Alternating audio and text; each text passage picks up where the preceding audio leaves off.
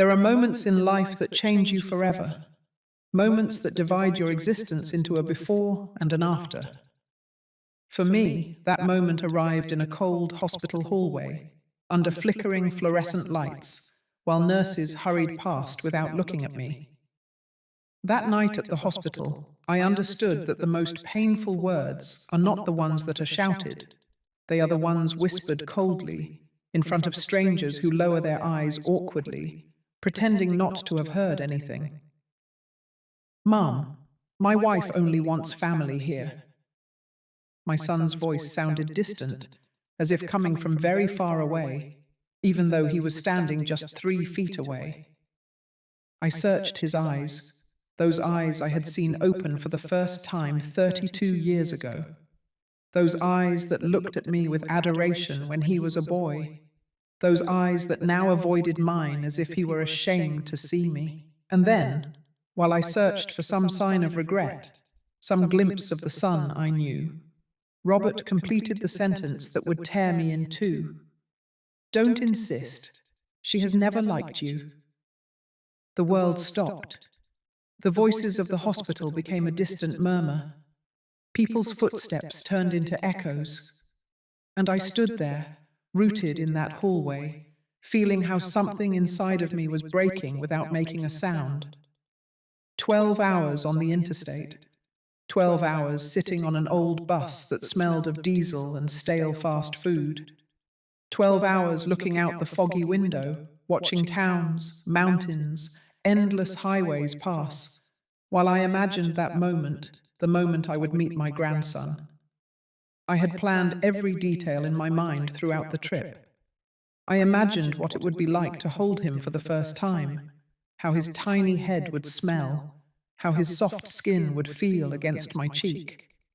I imagined Robert's eyes shining with emotion as he introduced me to his son. I imagined Laura, tired but happy, letting me help her. I imagined so many things, but I never imagined this. I never imagined that my own son would look at me as if I were an intruder, as if I were a problem to be solved, as if my presence, after 12 hours of travel, after a lifetime of sacrifices, were a nuisance. The first cry of my grandson that I heard came from behind a closed door, a small, fragile, beautiful cry, and I was on the other side, like a stranger who is not allowed to enter. I thought of all the times Robert cried as a baby, how I rocked him for hours in the middle of the night, walking barefoot across the cold house, singing him made-up songs, promising him that everything would be all right. How his father slept soundly while I held our son against my chest, feeling his cries turn into sighs, and his sighs into sleep. I thought of the nights of fever, the rushed trips to the emergency room, the fears that only a mother knows. And now that same son, that man whom I had held when the world frightened him, was telling me that I was not welcome at the most important moment of his life. My name is Brenda Miller. I am 61 years old. I was born in Dallas, Texas, in a house with a big backyard and oak trees. I grew up helping my mother in the kitchen, learning to make biscuits from scratch, listening to her advice about life and love. I got married young, at 22, to a good, hard-working man, a man of few words, but a firm heart. We had Robert when I was 25, and from that day on, my whole life revolved around that boy. When my husband died, Robert was 15, a massive heart attack on a random Tuesday. He left without saying goodbye, like someone who closes a door without making a sound. And there we were, Robert and I, trying to figure out how to move forward without him. I sold our small hardware business. I worked wherever I could. I cleaned dental offices in the early hours of the morning, my hands smelling of bleach and disinfectant. I worked reception in the afternoons, coming home with swollen feet and an aching back, but always with a smile for my son, because he was my reason for being, my engine, my everything. And now that everything was looking at me with eyes I didn't recognize. I remained silent in that hallway, not because I didn't have words, I had them, thousands. I wanted to yell that I had traveled 12 hours. I wanted to remind him of everything I had done for him. I wanted to ask him when he had turned into this man who treated me like an obstacle. But I didn't say anything, because my mother taught me that there are moments when silence is more dignified than any word. I nodded slowly, swallowed hard. I felt the tears burning behind my eyes, but I wouldn't let them fall. I wasn't going to give anyone that satisfaction. I grabbed my worn leather purse, that dark brown bag my mother gave me when I turned 30, so you can carry it in all the important moments of your life, she had told me. And I certainly had. That purse had been with me when Robert was born, when he graduated from college, when he moved to New York City, and now it was with me in this humiliation. I turned on my heel. I didn't say goodbye. I didn't say congratulations. I didn't say anything. I just walked, one foot in front of the other, down that endless corridor of St. Jude's Hospital. The fluorescent lights flickered over my head. The smell of disinfectant made me dizzy. I heard distant voices, laughter from other families celebrating births, cries of babies, announcements over the loudspeaker. I walked past other grandmothers holding their newborns. I saw them smile, cry with happiness, take pictures. I saw them being part of something beautiful, and I kept walking. I left the hospital at 9 o'clock at night. The cold New York City air of February hit my face. I stood on the sidewalk, watching taxis drive by, watching people entering and leaving the hospital, watching life continue its normal course while mine fell apart. I didn't know where to go. My return bus wasn't until the following afternoon. I had planned to stay several days, help with the baby, cook for Robert and Laura, be useful. But there was nothing left for me to do there.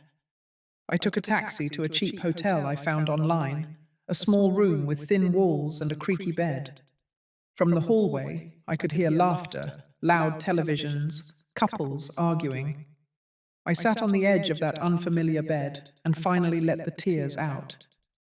I cried as I hadn't cried since my husband died. I cried for all the broken expectations, for all the destroyed illusions, for that grandson who had just been born and whom they hadn't allowed me to meet. But most of all, I cried for my son, for the boy who hugged me tight and said, "I love you, Mummy," before falling asleep.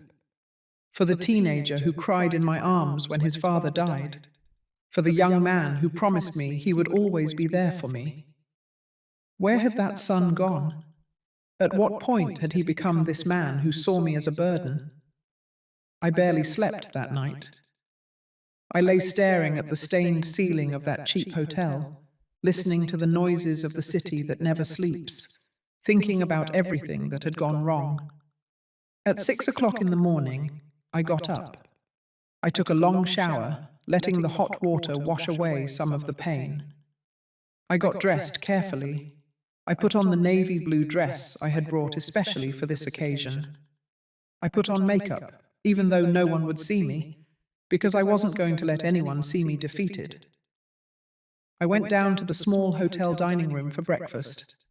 Weak coffee and hard pastry, but it didn't matter. I wasn't hungry anyway. I spent the day walking aimlessly through the city, just walking, looking in shop windows, sitting on park benches, watching families go by.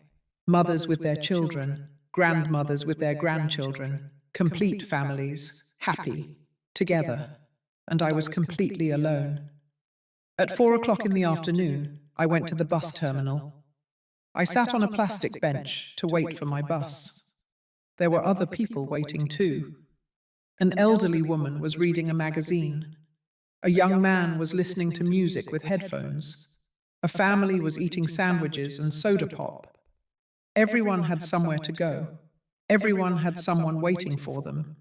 And I only had an empty house back in Dallas. The bus left at 6 o'clock. Another 12 hours of travel. But this time I wasn't looking out the window imagining happy moments. This time I only saw my reflection in the dark glass. A 61-year-old woman, tired, sad, alone. I wondered if Robert would notice I was gone, if he would care, if he would ever think I should have treated my mother better. But something told me no. Something told me that at this moment he was completely happy with his new family, with his wife, with his son, and I was just an uncomfortable thought he preferred to forget. I arrived in Dallas at 6 o'clock in the morning. The sun was just beginning to rise. The streets were empty. I took a taxi home. When I opened the door, everything was exactly as I had left it. The coffee mug I hadn't washed before leaving, the newspaper from the day before, the silence. That silence that used to be peace and was now loneliness. I dropped my suitcase on the floor. I hung my leather purse on the hook by the door. I made myself a cup of coffee and sat at my kitchen table. The same table where Robert and I used to have breakfast together when he was a boy. The same table where he did his homework while I cooked dinner. The same table where now I was completely alone. And it was there, sitting in that familiar kitchen, drinking coffee that tasted bitter, when my phone rang. It was an unknown number, New York City. For a second, my heart leaped. It's Robert, I thought. He regretted it. He's going to apologize. I answered with a trembling voice. Hello, Mrs. Brenda Miller? It was not my son's voice. Yes, that's me. Good afternoon, Mum.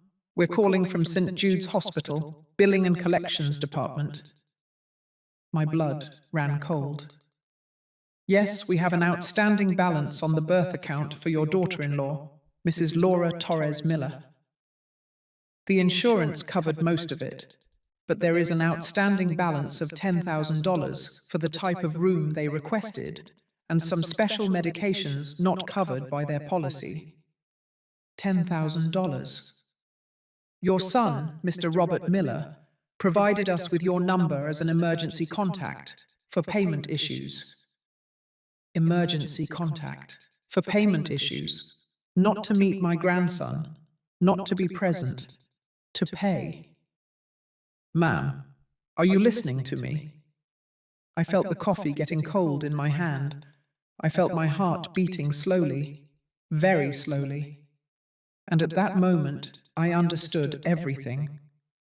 Robert hadn't given my number to the hospital because he wanted me to be close. He had given it because he needed my money.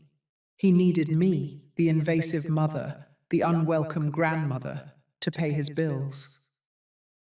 Mrs. Miller, can you make the deposit this week? Otherwise, we'll have to pass the account to a legal process that could affect your son's credit history. I took a deep breath. A very deep breath. I thought of all the times I had paid for things for Robert. College, books, the security deposit for his first apartment, clothes for his job interviews. Everything. Always everything. And I never asked for anything in return. Just love, just respect, just a place in his life. But he hadn't even given me that. Mom, my voice came out calm, calmer than I expected. I don't have family there. There was silence on the other end. Pardon me, I don't have family in New York City. There must be a mistake. I do not have a son named Robert Miller. But Mom, our records clearly state that you are the patient's mother and that there is a mistake in your records. Good day. And I hung up. I put the phone down on the table with trembling hands. My heart was beating so loudly I could hear it in my ears. The tears burned, but this time I wouldn't let them out, because something inside of me had changed. Something that had been bending for months, for years perhaps, had finally snapped. But it didn't snap into pain. It snapped into clarity. I got up from the table, put my mug in the sink, walked to my living room and sat in my favorite armchair. The one my husband gave me 20 years ago. the one that had witnessed so many nights of reading, knitting, waiting for Robert to call. I stayed there, looking out the window toward my small backyard. The trees moved in the wind, the birds sang, life went on. And for the first time in a long time, I felt something akin to peace. It wasn't happiness, it wasn't joy, but it was peace. The peace of knowing that I had set a boundary, the peace of knowing that my dignity was worth more than the love of someone who didn't know how to value me, the peace of knowing that for the first time in my life, I had chosen myself. Sometimes we trust too much in the wrong people. Have you also been disappointed by someone you loved? Tell me your story in the comments. I want to read it. There are memories we keep like perfect photographs, moments frozen in time where everything was simple, where love didn't hurt, where being a mother was the most natural and beautiful thing in the world. Robert was born in the early hours of a July morning, 32 years ago. It was the rainy season, and that night the sky opened up as if wanting to wash the whole world. The streets of Dallas became rivers. The thunder rumbled so loudly it shook the windows. I was in bed, gripping my belly, feeling the contractions coming through me like waves, becoming more and more frequent. My husband, Richard, was pacing back and forth across the room, nervous, searching for the car keys, the hospital bag, trying to stay calm even though his hands were shaking. "Slow down, Richard. Relax," I told him between breaths. "We have time."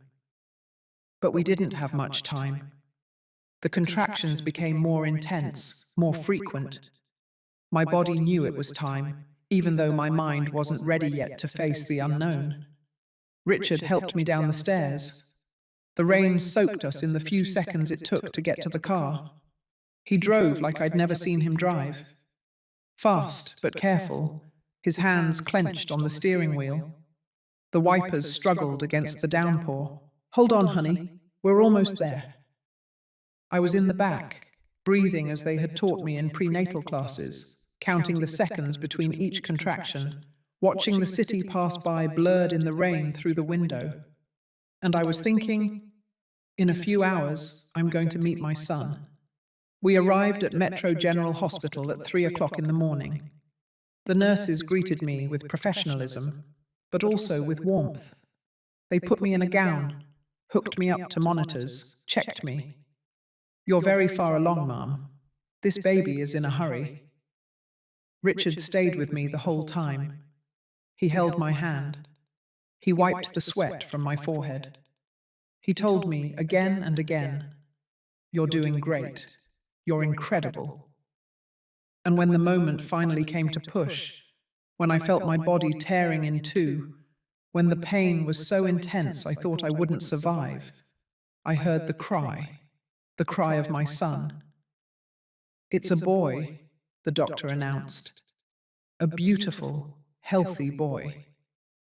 They placed him on my chest. He was wet, wrinkled, perfect. His eyes were closed and his fists were clenched. And when I felt his skin against mine, when I heard his small, rapid breathing, I knew my life had changed forever. "Hello, my love," I whispered. "I'm your mummy." Richard was crying beside me. He hugged both of us. And at that moment, in that hospital room at 5 o'clock in the morning, with the rain still hitting the windows, we were the happiest family in the world. We named him Robert, after my grandfather, a man who worked in construction, with calloused hands and a huge heart. A man who fixed everything with patience and never raised his voice. Who looked you in the eye when you spoke and made you feel like you were the most important person in the world. "May he be like him," I told Richard as I rocked our newborn. "May he be good. May he be noble." "He will be," my husband promised me. "With a mother like you, how could he not?" The first few years were like a dream. Difficult, exhausting, but beautiful. Robert was a quiet baby. He didn't cry much. He slept well. But when he was awake, he was pure curiosity. He touched everything, looked at everything, smiled easily. I remember the mornings in our small house. I would wake up with the sun streaming through the window and Robert's cooing in his crib.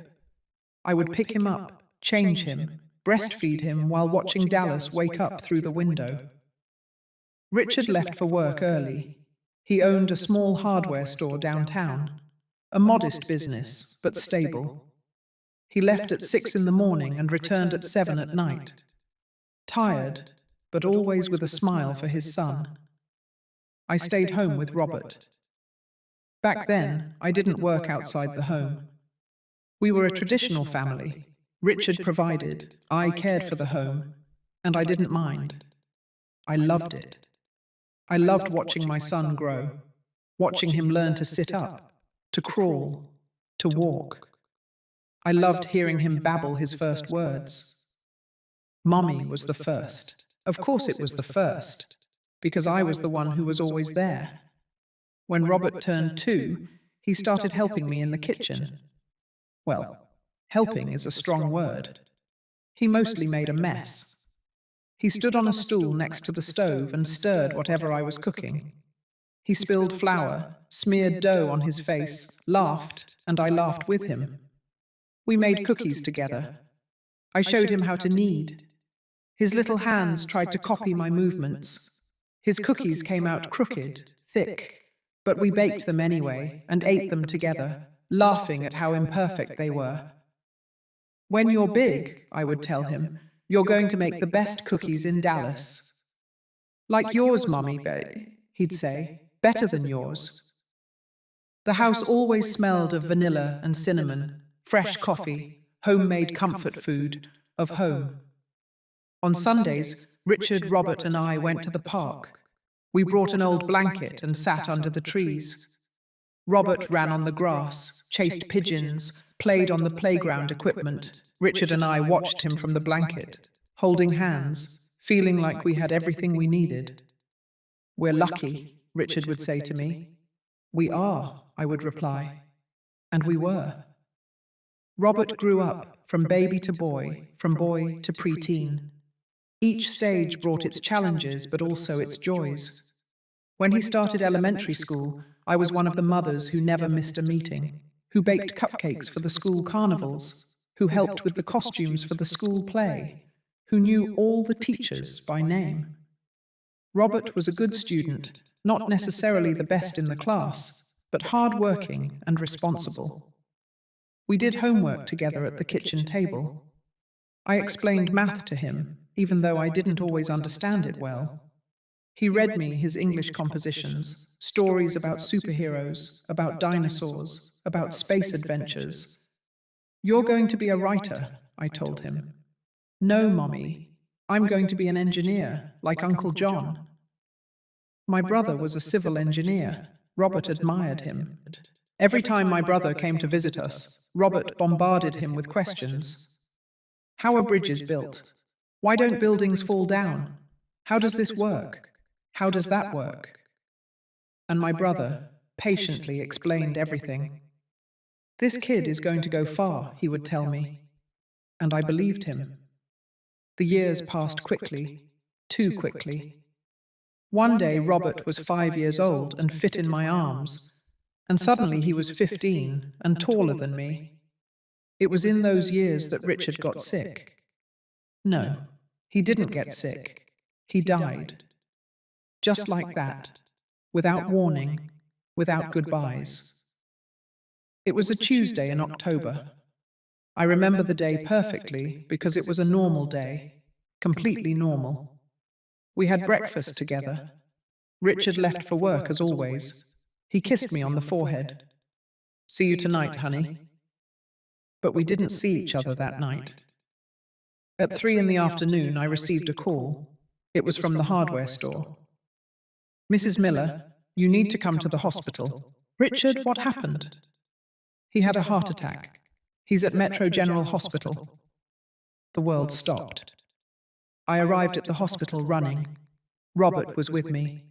I had gone to pick him up from school. He was 15. He still didn't fully understand what was happening. A doctor came out to talk to us, a young man with tired eyes. "I'm very sorry. We did everything we could." "What?" "Your husband passed away 20 minutes ago. The heart attack was massive. He didn't suffer." Robert grabbed my arm. "Mum?" I didn't know what to tell him. I didn't know how to tell him that his father was gone, that we would never see him again, that our family of 3 was now a family of 2. They let us see him. He was on a gurney.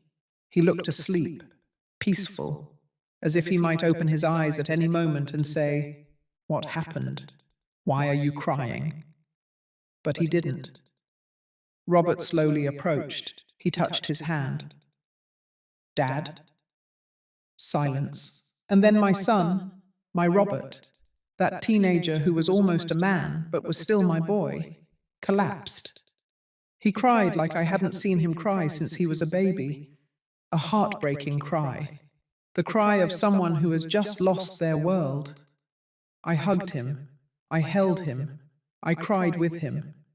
And at that moment, I knew everything had changed. The following days were a blur. The funeral, people coming to offer condolences, the decisions that had to be made, the money we didn't have, the business that had to be closed. Everything fell apart so fast. I sold the hardware store. I had no choice. I didn't know how to run it. And we needed the money to survive. With that money, we paid Richard's debts, the funeral, the overdue bills. And I saved what was left for Robert's education, because my son was going to college. Even if I had to kill myself working, my son was going to have a career. I started working wherever I could. A dental clinic needed someone to clean the offices. They paid me little, but it was something. I started at 5 in the morning. I cleaned floors, bathrooms, windows. Everything smelled of bleach and disinfectant. My hands became rough.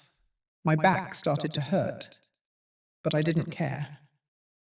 At 2 in the afternoon, I would leave there and go straight to work at the reception of another clinic. I answered phones, scheduled appointments, smiled at patients even though I was dead tired. I left at 8 at night. I would arrive home, and Robert would have already done his homework. He would have already prepared some dinner. He waited for me. "How was your day, Mummy?" "Good, honey. How about yours?" "Good." We ate dinner together. We talked about the day, his classes, his friends. And in those moments, sitting at our kitchen table, the two of us alone but together, I felt like we were going to be okay, that everything was going to work out, because we had each other. Robert graduated from high school with good grades. He applied to several universities. He was accepted at the University of Texas at Dallas to study civil engineering. "You did it, honey," I told him with tears in my eyes the day the acceptance letter arrived. "We did it, Mummy. You did it." He hugged me tight.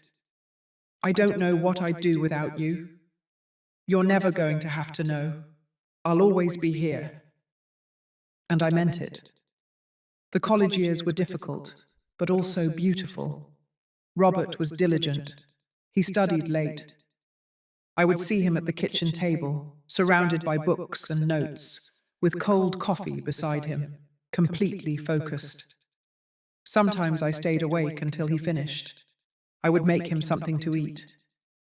We sat together in silence, he exhausted, me tired, but together. "You know what I want to do when I graduate?" he asked me one night. "What?" "Build a bridge, a big one, that connects places, that unites people." "You're going to do it, honey. I know you are." He smiled. "And when I do, it's going to be named after you. The Brenda Miller Bridge." I laughed. "Absolutely not. Name it after your father." His expression softened. "Or both. The Richard and Brenda Bridge. That sounds better." On Sundays, we still went to the park. We no longer brought a blanket or played on the equipment, but we walked, we talked, we enjoyed the sun.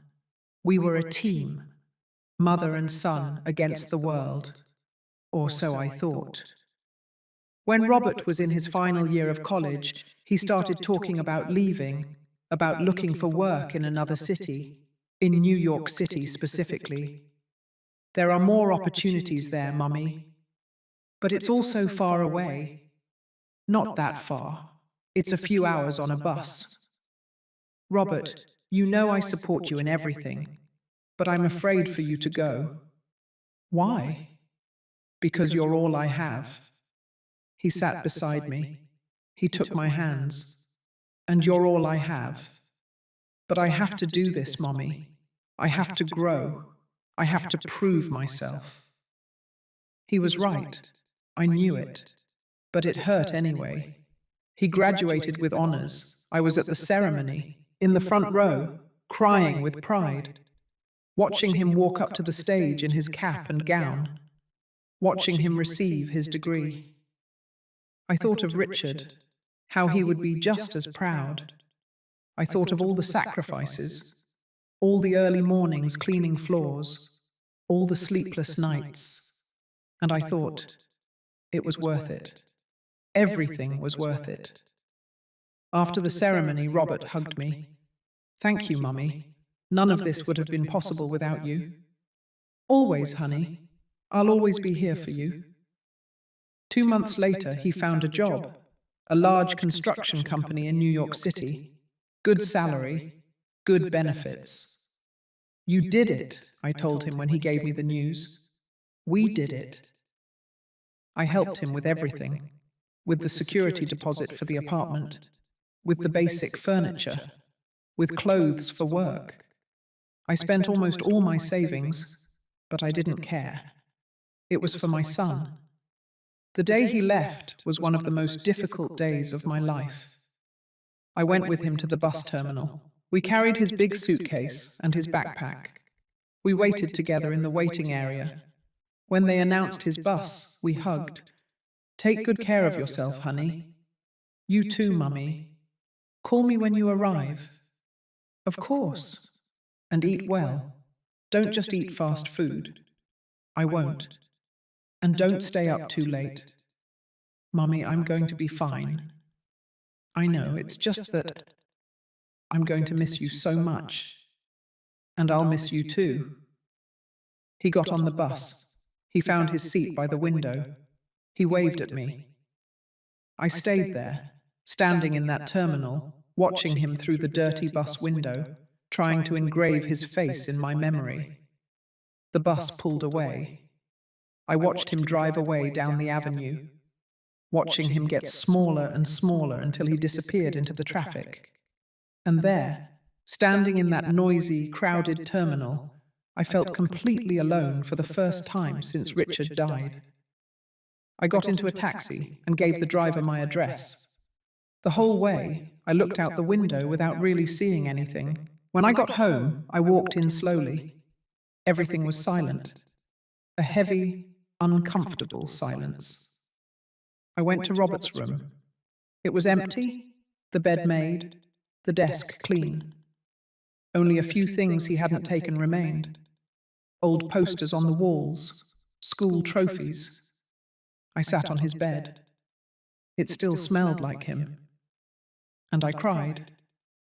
I cried because my son was gone, because the house was empty, because I realized I had spent the last 17 years living for him, and now I didn't know how to live for myself. But I told myself, it's normal, Brenda. Children grow up, children leave. That's life. And I tried to convince myself that it was true. I tried to convince myself that this was natural, that I should be proud, that my job as a mother had been to prepare him for this moment. But a part of me, a small part that didn't want to admit it, felt that something was wrong. That emptiness wasn't just because he was gone. It was something deeper. It was the feeling that things would never be the same. That the son who had promised me he would always be there was slowly pulling away in a way I couldn't stop. And I was right, but I didn't know it yet. I still clung to the image of the boy who hugged me in the park, the teenager who cried in my arms when his father died, the young man who told me that nothing would have been possible without me. I didn't know that that son was becoming a thing of the past and that the man he was turning into was someone I wouldn't recognize. As I tell all this, I wonder where you might be listening to me. Write the name of your city in the comments. The first 3 months were perfect. Well, not perfect, but good enough to keep hope alive.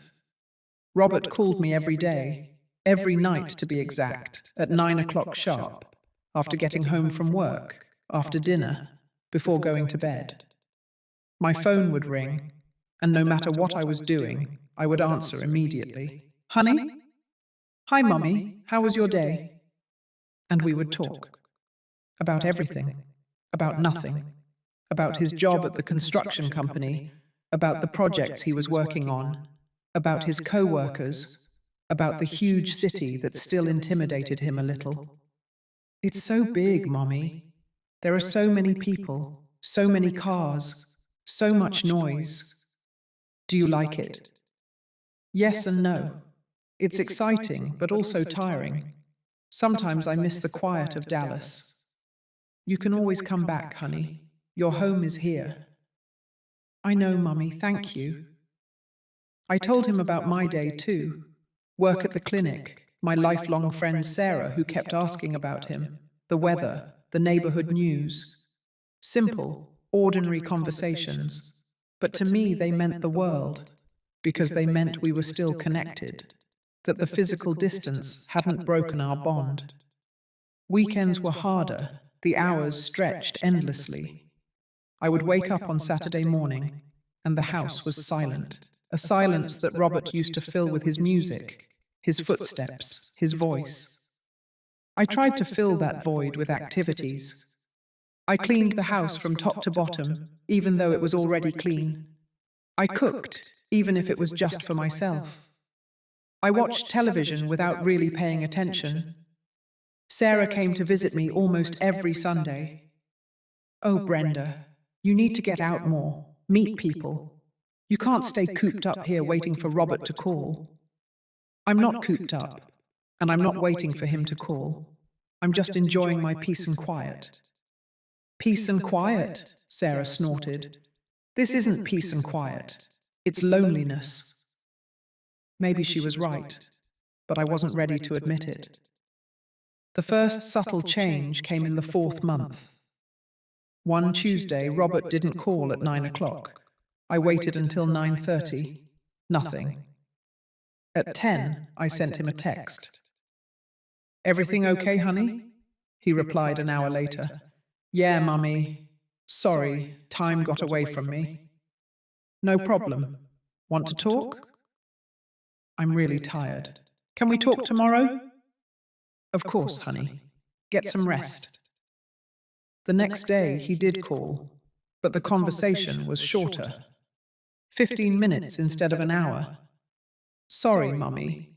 I have to finish some work stuff. It's okay, honey. Don't worry. I believed him. Of course I believed him. It was natural that he would be busy, that work would absorb him, that he would have less time. But then it went from calling every day to calling every other day, and then every 3 days, and then once a week. The change was gradual but constant, like a tide receding so slowly that you don't realize it until you're standing on the empty beach, wondering where the ocean went. When we did call, his voice sounded different, distant, as if he was thinking about other things while talking to me. Robert, are you okay? You sound strange. I'm fine, Mummy. Just tired. Are you eating well? Yes. Are you getting enough sleep? Yes, Mummy. Are you sure everything is fine? A sigh on the other end. Yes, Mum. Everything is fine. I've just been really busy. I understand, honey. I don't want to bother you. You're not bothering me. But his tone said otherwise. I tried not to be intense, not to call him so much, to wait for him to reach out. But the days between calls got longer. 1 week, 2 weeks. There was one time when 18 days passed without us talking. 18 days where I woke up every morning hoping my phone would ring, where I compulsively checked for messages, where I wondered if I had done something wrong, if I had overwhelmed him, if I had been too demanding. When he finally called me, after those 18 days, I tried to sound casual. "Honey? What a surprise." "Hi, Mommy. How have you been?" "Good, good. And you?" "Very busy. Work is intense." "So intense you can't call your mother?" I said it jokingly, but it came out sharper than I intended. Uncomfortable silence. "I'm sorry, Mummy. I've really been swamped with work." "I understand. It's just that I miss you, honey. I miss talking to you. And I miss you too. But you have to understand that my life here is different. I have a lot of responsibilities." "I know. I don't want to pressure you. I just want to hear from you. And you will hear from me. I promise I'll call more often." But he didn't. The calls continued to space out. And when we talked, they were briefer each time, more superficial. He no longer told me about his day. He no longer asked about mine. They were functional conversations, like fulfilling a duty. "How are you?" "Good." "What have you been doing?" "Working." "Anything new?" "No." "Well, honey, I'll let you rest." "Okay, Mummy, take care." And we would hang up. I was left with the phone in my hand, feeling how something invisible but real was breaking between us. It was on one of those brief, almost perfunctory calls that Robert dropped the bomb. "Oh, Mummy, I met someone." My heart skipped a beat, not out of alarm, out of excitement. A girlfriend. My son had a girlfriend. "Really, honey, that's wonderful. Tell me everything." For the first time in weeks, I heard genuine excitement in his voice. "Her name is Laura. She's an architect. She works at the same construction company." "That's great, honey. What's she like?" "She's incredible, Mummy. She's smart, talented, beautiful. She's 28. She graduated from NYU." 28. Robert was 24. She was older, but it didn't matter. "I'm so happy for you, honey. Have you been dating long?" "About 2 months." 2 months. And he was just telling me now.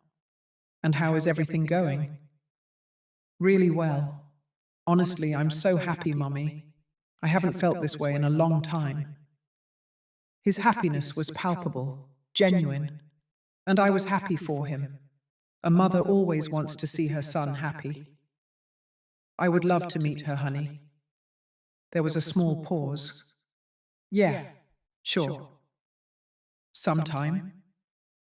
"Sometime, Mummy. It's still really early. We're just getting to know each other." But you've been dating for 2 months. "Yeah, but we'll see. I don't want to rush things." I nodded, although he couldn't see me. "It's all right, honey. Whenever you want." "Thanks for understanding." "Will you send me a picture of you two?" Another pause. "Later, okay? I have to go. Laura is waiting for me." Laura is waiting for me. Those 4 words stabbed my chest, and I didn't know why. "Okay, honey. Have fun." "Thanks, Mummy. I love you." "I love you too." He hung up before I could say anything else. I sat in my armchair, looking at the phone, trying to process what had just happened. My son had a girlfriend. It was good news. I should be celebrating. So why did I feel this knot in my stomach? I tried to convince myself it was just a mother's nerves, that it was natural to worry, that any mother feels something when her son starts a serious relationship. But it was more than that. It was the tone of his voice when he talked about her. The way he had said, "Laura is waiting for me," as if she was the most important thing now, as if I had been relegated to second place, or third place, or no place at all. The following weeks confirmed my suspicions. Robert barely called anymore, and when he did, all the conversations revolved around Laura. Laura and I went to this restaurant. Laura showed me this place. Laura says that. Laura, Laura, Laura. I listened. I smiled. I asked the appropriate questions, but inside I felt myself disappearing from his life. I sent him texts, and he took hours to reply, sometimes days. "Sorry, Mommy. I've been with Laura." I tried to get to know her through the little Robert shared. From what I understood, she came from a well-off New York City family. Her father was an architect too. Her mother was a university professor. She had a younger sister studying medicine. A different family from ours.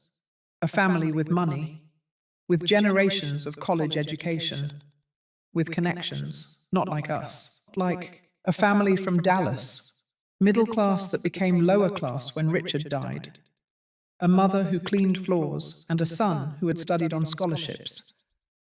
I wondered what Laura would think of us, of me. I tried not to think that way, not to create stories in my head, but it was hard when Robert shared less and less with me. One day, while we were talking on the phone, I heard a woman's voice in the background. "Robert, are you coming?" "I'll be right there, honey." "Honey, is Laura there?" I asked. "Yeah, Mommy, she's here at the apartment."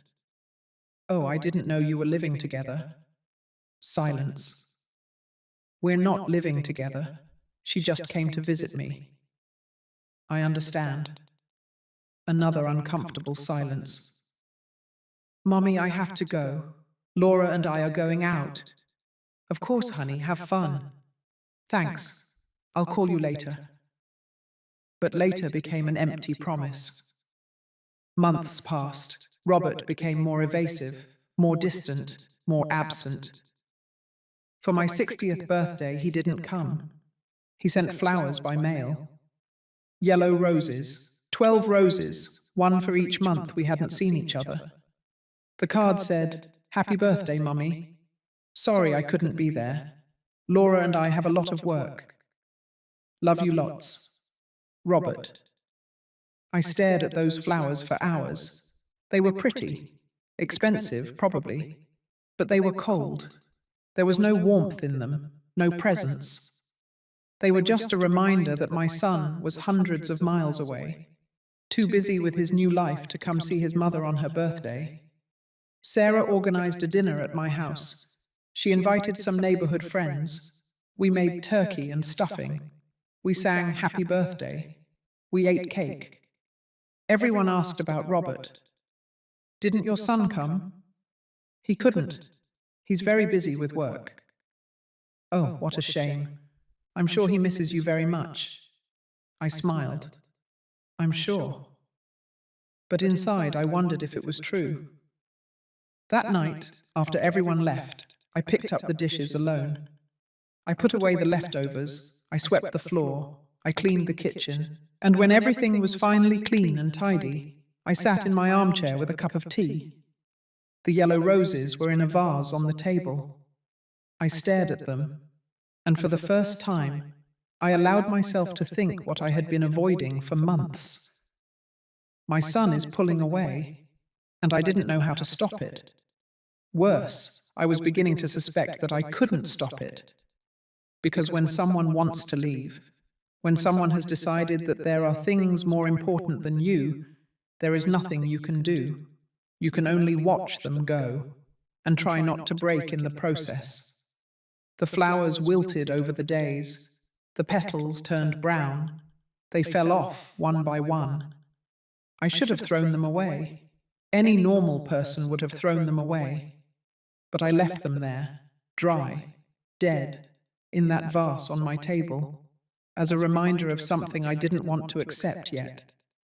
that the son I knew, the son who called me every day, the son who told me nothing would have been possible without me, that son no longer existed, or at least, he no longer existed for me. There are moments in life where you force yourself to believe a lie because the truth is too painful.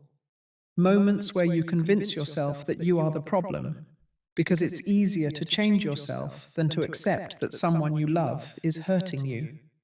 I reached that point after my 60th birthday. I sat in my kitchen looking at those dead roses and made a decision. I was to blame. Of course I was. I probably called too much. I probably asked too many questions. I was probably one of those intense mothers, the kind who don't know how to let go of their children, the kind who suffocates them with her love. Robert needed space. He needed to build his own life.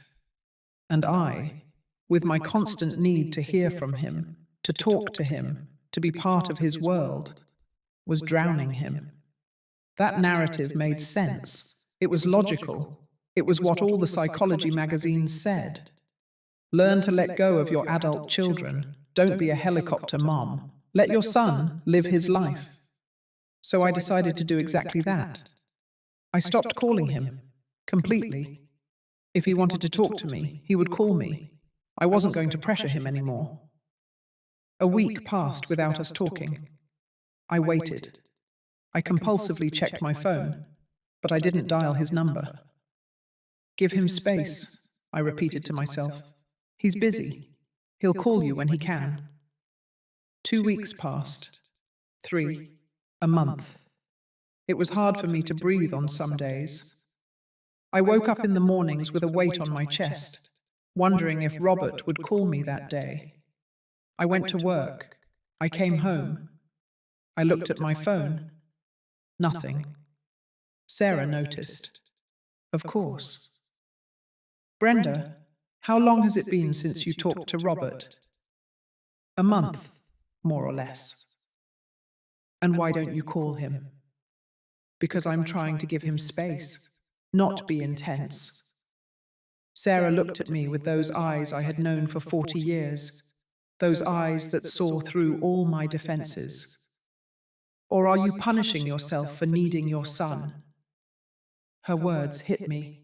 I'm not punishing myself. I'm just respecting his space. There's a difference between respecting his space and disappearing from his life, Brenda. And what do you want me to do? Call him and bother him? Pressure him?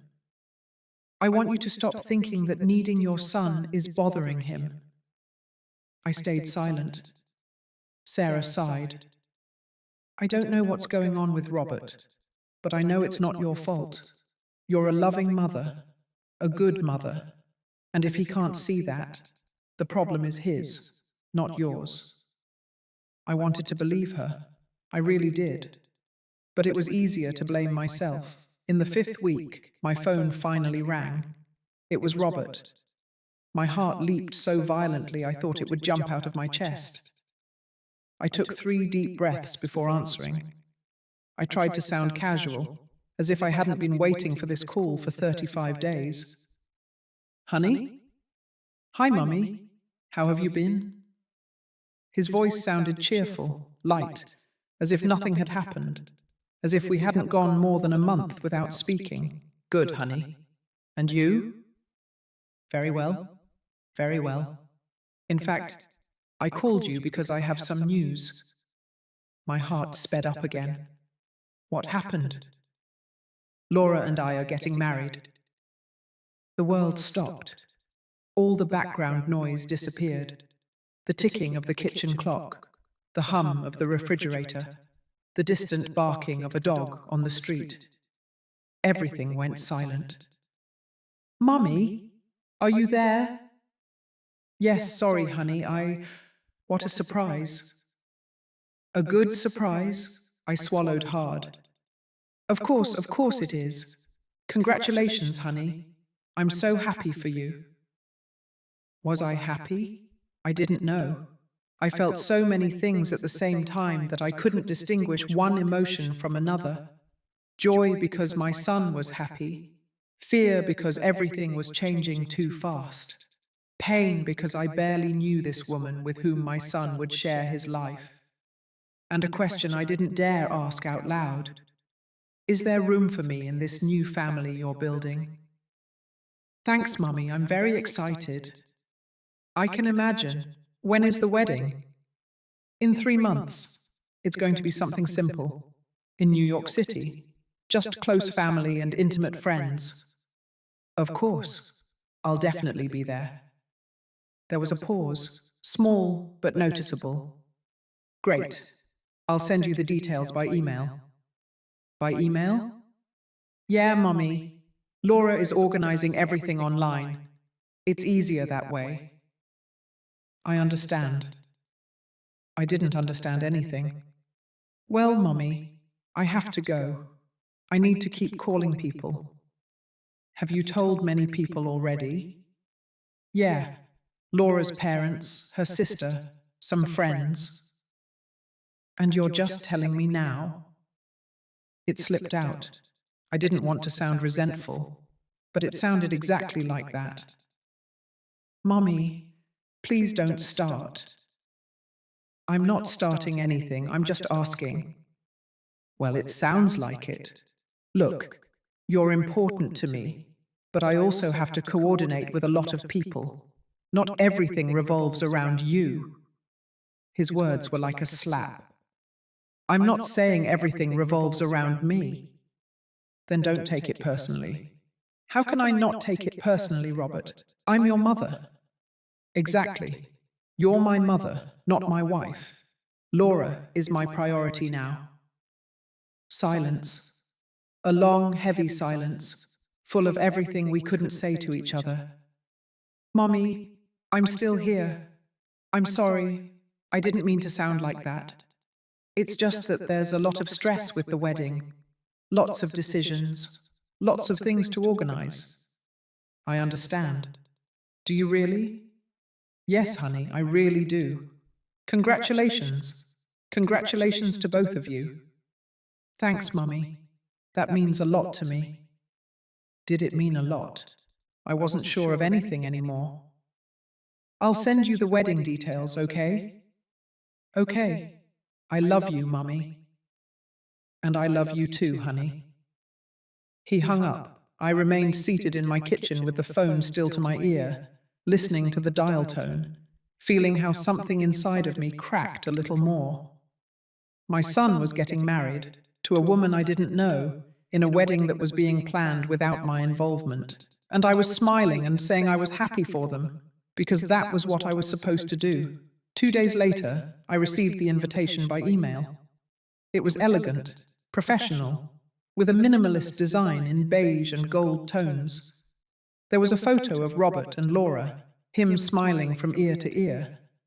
Her, beautiful, in a white dress, perfect makeup, wavy hair falling over her shoulders. They looked happy. They looked in love.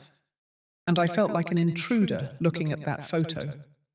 The invitation said, Robert Miller and Laura Torres request the honor of your presence at the celebration of their marriage. It didn't say, with love, Robert and Laura. It didn't say, we want to share this special day with you. Just request the honor of your presence, as if I were just another guest, like any coworker, like any distant acquaintance, like someone expendable. I printed the invitation. I don't know why. Maybe because I needed to see it on paper for it to feel real. I put it on the refrigerator with a magnet. For the next few days, I looked at it every time I walked past the kitchen, and each time I felt the same knot in my stomach. A week later, summoning my courage, I called Robert. Honey? What is it, Mummy? I received the invitation. Oh, that's great. What did you think of it? Very nice. Hey, honey, I wanted to ask you something. Tell me. Do you think I could meet Laura before the wedding? Maybe we could get coffee or lunch together. Oh, silence on the other end. It's just that it's complicated, Mummy. Complicated? Yeah. Laura and I are organizing everything. We're running around, tasting cakes, looking at flowers, talking to the photographer. It's chaos. I understand, but I thought that's exactly why I could help. I'm your mother. I'd love to be involved. Yeah, but Laura has very clear ideas about how she wants everything to be. And her mom is helping her with the organization. You know how brides are. They want everything to be perfect. Laura's mom is helping her, but I'm not. I understand. There will be time after the wedding for you two to get to know each other better, right? When things calm down, I guess. Perfect. So I'll see you at the wedding. Robert. Yes? Can I at least talk to her on the phone? Introduce myself. Congratulate her. Another awkward pause. Let me ask her, okay? She's really stressed too. I don't want to pressure her. Pressure her? As if I were a burden, a problem, something that caused stress. It's all right, honey. I don't want to cause problems. You're not causing problems, Mummy. It's just that, you know. No, I didn't know. I'll let you go. You need to continue with the preparations. Of course, take care. You too. I hung up and looked at the phone. I realized I was trembling, not from cold, from anger, from frustration, from pain, but most of all, from helplessness. Because it didn't matter what I said. It didn't matter what I did. I had been relegated to a secondary role in my son's life, and he didn't even see it. Or worse, he saw it and didn't care. The days turned into weeks, the weeks into months. During that time, Robert called me 3 times. Brief conversations, always in a hurry, always with an excuse to hang up quickly. I swallowed my questions, my desire to know more, my need to be involved, because I didn't want to be the intense mother, the problematic mother. I wanted to be understanding, patient, respectful, even if it was killing me inside. Sarah invited me out, to the movies, to walk, to lunch, trying to get me out of the house, out of the spiral of thoughts I was sinking into. Brenda, you can't go on like this. Like what? Like this, waiting, swallowing everything, pretending you're fine when you clearly aren't. I am fine. No, you're not. And it's okay not to be. What's not okay is that you keep pretending. But pretending was easier than facing the truth, and the truth was too painful. 2 weeks before the wedding, I decided I needed to buy something to wear. I couldn't show up at my son's wedding in just anything. I had to look good, presentable. I went to a shopping mall. I went into several stores. I tried on dresses, blouses, skirts. I didn't like anything. Or rather, nothing made me feel the way I wanted to feel. I wanted to feel important, valued, like the mother of the groom. But every dress I tried on made me feel invisible. I finally bought a navy blue dress, elegant, but not flashy, appropriate for a wedding, appropriate for just another guest. I also bought new shoes, and I went to the neighborhood beauty salon to have my hair done. Special occasion? The stylist asked. My son's wedding. How exciting. First son? The only one? Oh, that's lovely. I'm sure he's so happy to share this day with you. I smiled. I'm sure. Lies. It was all lies. But it was easier to lie to strangers than to admit the truth. The day before the wedding, I took the bus to New York City. Another 12 hours of travel. But this time I wasn't excited. I wasn't imagining beautiful moments. I went with a knot in my stomach. With fear. With the certainty that something was going to go wrong. I arrived early in the morning. Robert had given me the address of a hotel near the wedding venue. Nothing luxurious. A simple room in a 3-star hotel. I checked in. I went up to the room. I left my suitcase. I sat on the bed.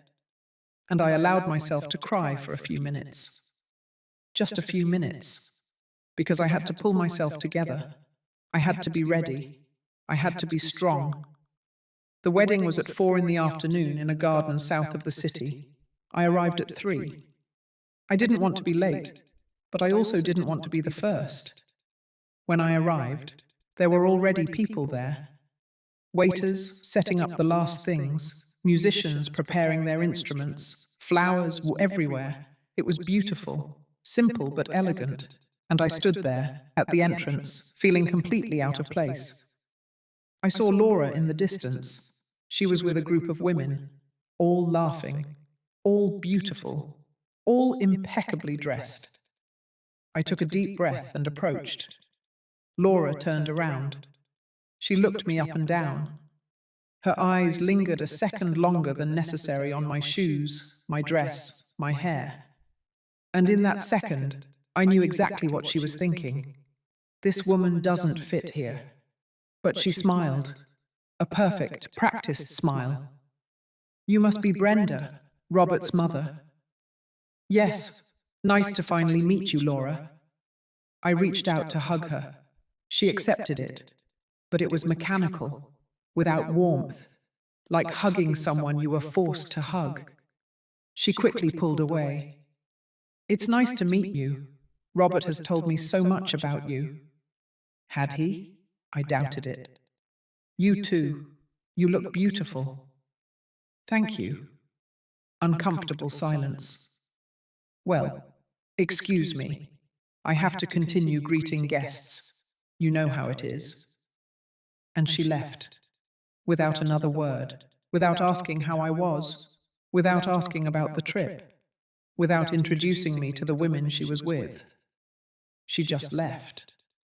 I stood there, in the middle of that beautiful garden, surrounded by strangers, feeling more alone than ever. I looked for Robert. I found him near the altar, talking to some men in suits. He looked nervous but happy. I approached. Honey? He turned around. Mom, you made it. He hugged me. It was a quick hug, the kind you give when people are watching. Of course I made it, honey. I wouldn't miss it for anything. I'm glad. Hey, thanks for coming. As if I had a choice not to come. How are you feeling? Nervous, excited, all rolled into one. That's normal. Yeah. One of the men called him. Excuse me, Mom. I have to get back to this. We'll talk later, okay?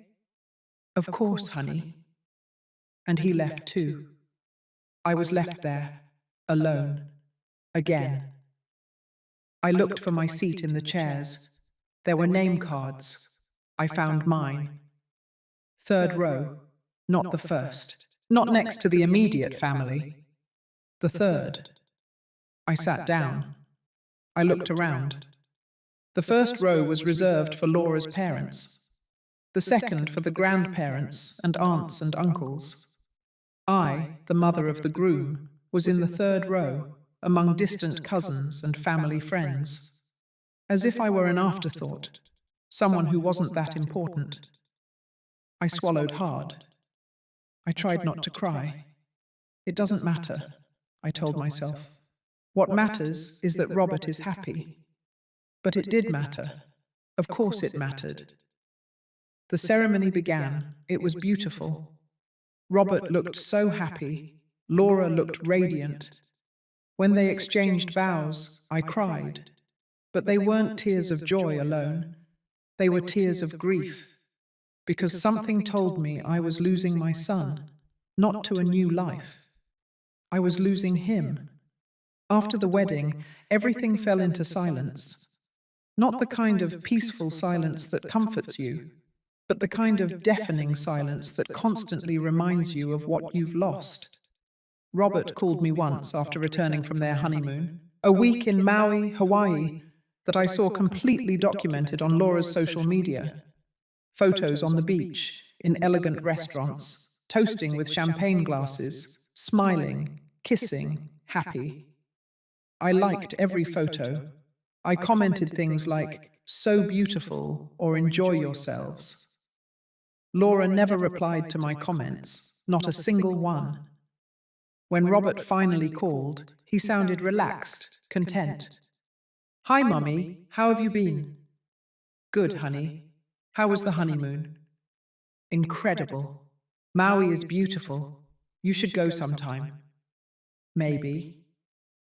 "With what money?" I wanted to say, but I didn't. "And what have you been up to?" "The usual. Work, the house, nothing special." "That's good." Silence. "Well, Mummy, I just called to say hi. We're organizing the apartment. Laura brought a lot of stuff, and we have to put everything away." "Of course, honey. Don't worry. I'll call you soon, okay?" "When you can. Take care." "You too." He hung up. 5 minutes. The conversation lasted 5 minutes. I was left staring at the phone, feeling that emptiness in my chest getting bigger. The days turned into weeks, the weeks into months. Robert called me every 2 or 3 weeks. Brief, superficial conversations, always in a hurry. "How are you, Mummy?" "Good, honey. And you? How is everything with Laura?" "Good. Good. Everything's quiet." "I'm glad." "Hey, when are you coming to visit me? It's been so long since I've seen you both." "Soon, Mummy. Soon, soon." That word became an empty promise, a placebo he gave me to keep me quiet. But soon never came. I tried to fill my days. Sarah and I signed up for knitting classes at the community center. I learned to make scarves, hats, baby blankets. "Who are those little blankets for?" Sarah asked me one day. "For when I have grandchildren," I replied without thinking. Sarah looked at me but didn't say anything. We both knew that was a long way from happening. Or so I thought. It was on one of those bi-weekly calls that Robert gave me the news. It was a Tuesday night. I was watching television when my phone rang. I saw his name on the screen, and my heart did that leap it always did when he called. "Honey?" "Hi, Mummy, how are you?" "Good. Is everything okay there?" "Yeah, very good. Actually, I have some news." Something in his tone alerted me. He sounded excited, nervous, like when he was a boy and had something important to tell me. "What's wrong?" "Laura is pregnant." The world stopped. All the background noise disappeared. The television, the hum of the refrigerator, the street traffic. Everything went silent. "Mummy, are you there?" "Yes, yes, sorry, what did you say?" "Laura is pregnant. We're having a baby." I felt the tears rising, my heart expanding so much it hurt. "Honey, you don't know how happy I am." And it was true. I was genuinely happy. I was going to be a grandmother. After so many years raising Robert, after all the sacrifices, after all the pain, I was going to have a grandson. How far along is she? 3 months. 3 months. And you're just telling me now? Why didn't you tell me sooner? We wanted to wait. You know, just in case. The first 3 months are the most delicate. I understand. But I didn't understand why he had told other people before me, because I was sure I wasn't the first to know. "And how is Laura? How does she feel?" "Tired, but okay. She's had some morning sickness, but nothing serious. She's excited." "I can imagine. Do you know what it is yet?" "Not yet. They'll tell us at the next appointment." "How exciting, honey." "Yeah, Mummy. I'm very happy. scared too, but happy. For the first time in months, I heard genuine warmth in his voice. I heard the son I knew, the boy who looked for me when he was scared, the young man who shared his dreams with me. You're going to be a wonderful father, honey. I hope so. I know you will. Comfortable silence, the kind we hadn't had in a long time. Hey, Mummy. Yes? Thank you for everything, for always being there. I felt the tears finally overflowing. Always, honey. I'll always be here for you. I know. We talked a little more. He told me about their plans, about the baby's room they would start preparing, about the names they were considering. When we hung up, I sat in my armchair, crying. But this time they were tears of happiness, of hope, of thinking that maybe, just maybe, things were changing. That with the arrival of this baby, Robert would let me be a part of his life again. That I could be the grandmother I had always dreamed of being. How naive I was. The following days were the happiest I had had in months. I told Sarah, my co-workers, the ladies from the knitting group, I'm going to be a grandmother. Everyone congratulated me.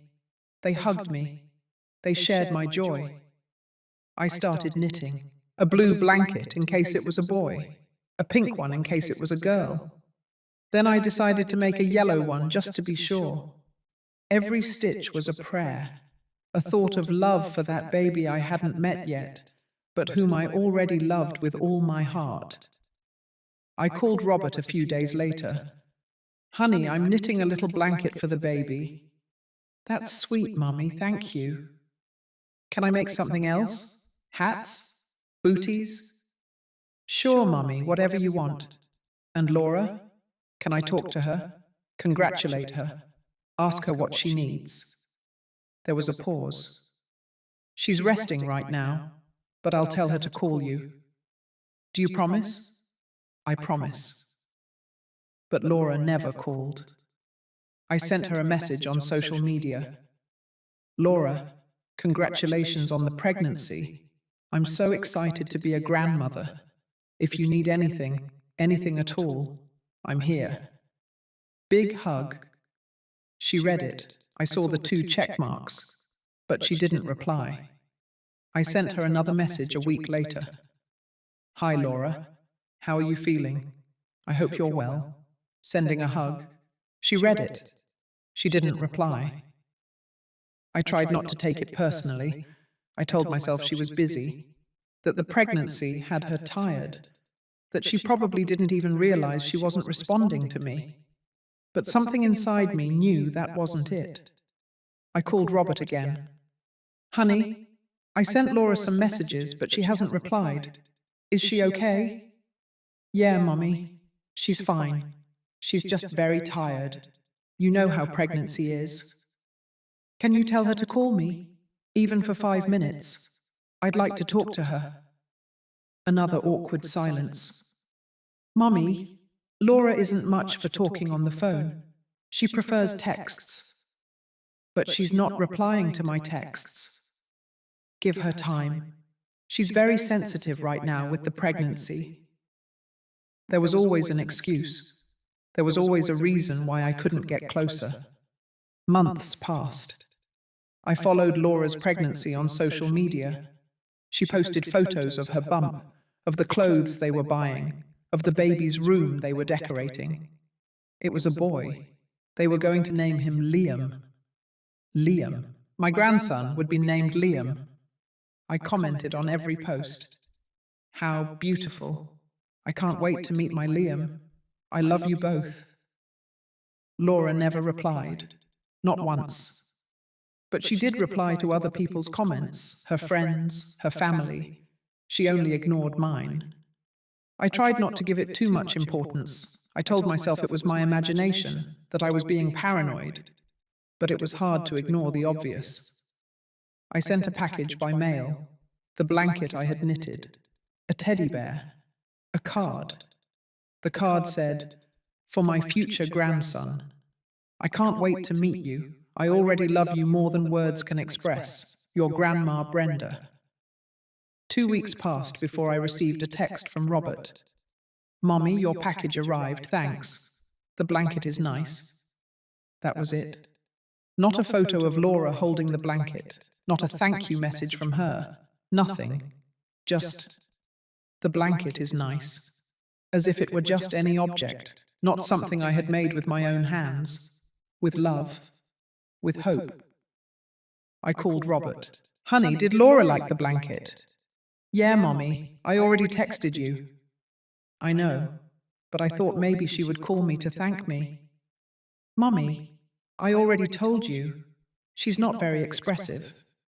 Not even a text. She's very tired.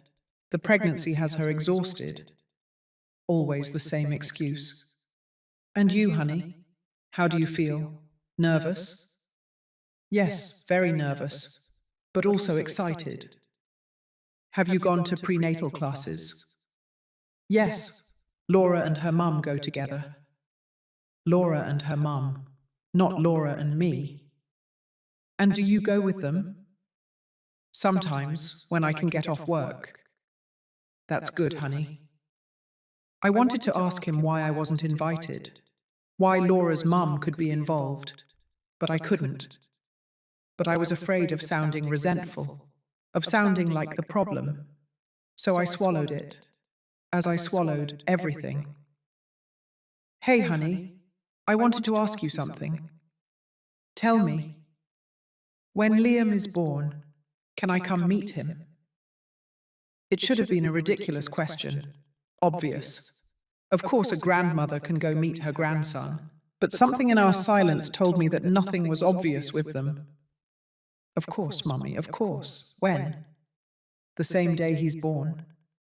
We better wait to see how everything goes, okay? Birth can be complicated. Laura is going to need time to recover. I understand. But after, yes, right? Can I go after? Yes, Mummy, we'll see how we organize everything. We'll see. Another vague promise. Another way of saying maybe without saying no. It's all right, honey. Hey, Mummy, I have to go. Laura is calling me. Of course. Say hi to her for me. I will. Take care. He hung up. I was left sitting in my kitchen, looking at the photos I had taped to the refrigerator. Old photos of Robert, the day he was born, his first day of school, his graduation. And I thought about how that baby in my arms had become a man who kept me at a distance. How that relationship that had been my reason for living for 32 years was falling apart. And I couldn't do anything to stop it. Sarah came to visit me that afternoon. How are things with Robert? Good. Laura is pregnant. That's wonderful. When is she due? In 3 months. Have you planned when you're going to go? I stayed silent. Brenda, were you invited? Robert says yes, after the birth. After? Not the same day? He says Laura will need time. Sarah looked at me with those eyes that saw everything. Brenda, what is really going on? And it was then, sitting in my kitchen with my best friend, that I finally said it out loud. I think Laura doesn't want me around. Why do you think that? Because she ignores my texts. Because she doesn't thank me for the things I send her. Because Robert always has an excuse for me not to talk to her. Because Laura's mum is involved in everything. But I'm not. I feel like they're pushing me away from my own grandson before he's even born. Tears began to fall. Sarah hugged me. Oh, Brenda, I don't know what to do, Sarah. I've tried everything. I've been patient. I've given space. I've tried not to pressure them. But nothing works. Have you talked about this with Robert? I can't. If I do, I'll sound like the problematic mother-in-law, the intense grandmother, and then they really will push me away completely. but you can't stay quiet forever. And what do you want me to do? Demand it? Complain? I already lost my son. I can't risk losing my grandson, too. Sarah sighed. You haven't lost your son. But we both knew I had. Or at least I had lost the son I knew. That son who called me every day, who included me in his life, who made me feel important. That son no longer existed, and the man he had become saw me as an obligation, as something he had to manage, as a problem to be solved. 2 weeks before Liam was due, I summoned my courage and called Robert. Honey, I need to talk to you. I want to be there when Liam is born. Silence. Mummy, we already talked about this. No, we didn't talk. You told me we would see, but I need to know. I need to plan.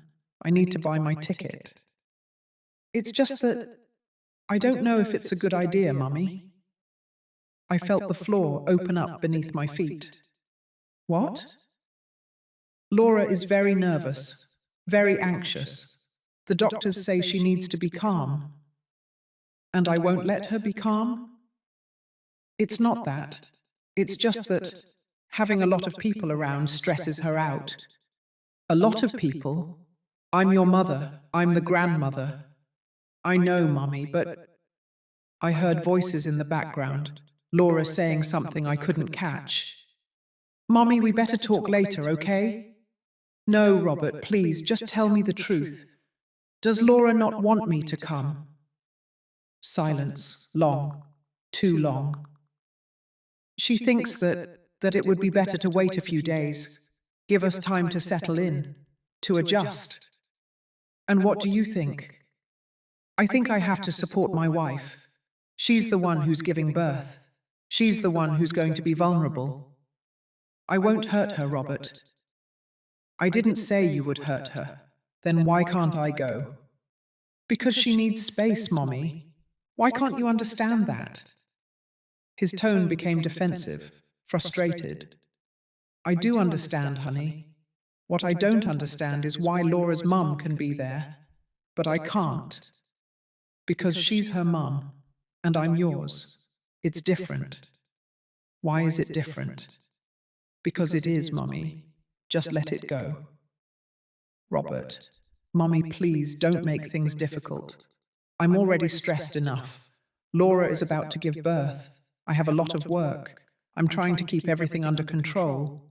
Can you, for once, not make this harder?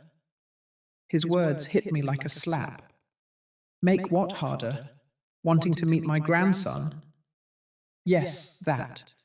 Because now is not a good time. And when is a good time going to be? When I tell you... Silence. A cold, hard silence, full of everything we weren't saying. I understand, I finally said. You really do? Robert asked, with obvious relief on his face. Yes, thanks, Mummy. I knew you would understand.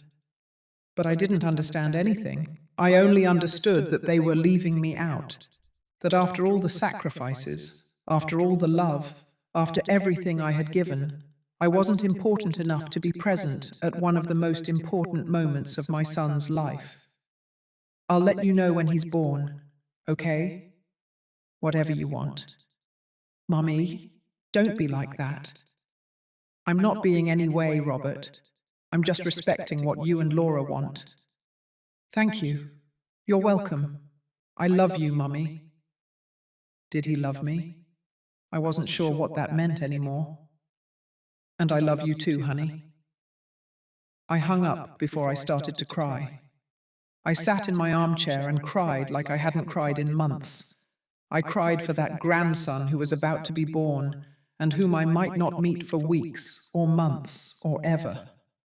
I cried for that son who had chosen to leave me out. I cried for that relationship that was dying and I couldn't save it. And I cried for myself, for the woman who had given everything and now had nothing. The day my grandson was born was one of the strangest days of my life. a mix of absolute joy and deep pain that I didn't know could coexist at the same moment. I didn't receive any calls, any texts, any notifications. I found out on social media. It was a Thursday afternoon. I was at work cleaning the last office of the day when my phone vibrated. A social media notification. Normally I ignored them until I got home, but something made me check. It was a post from Laura. The photo showed a newborn baby wrapped in a hospital blue blanket.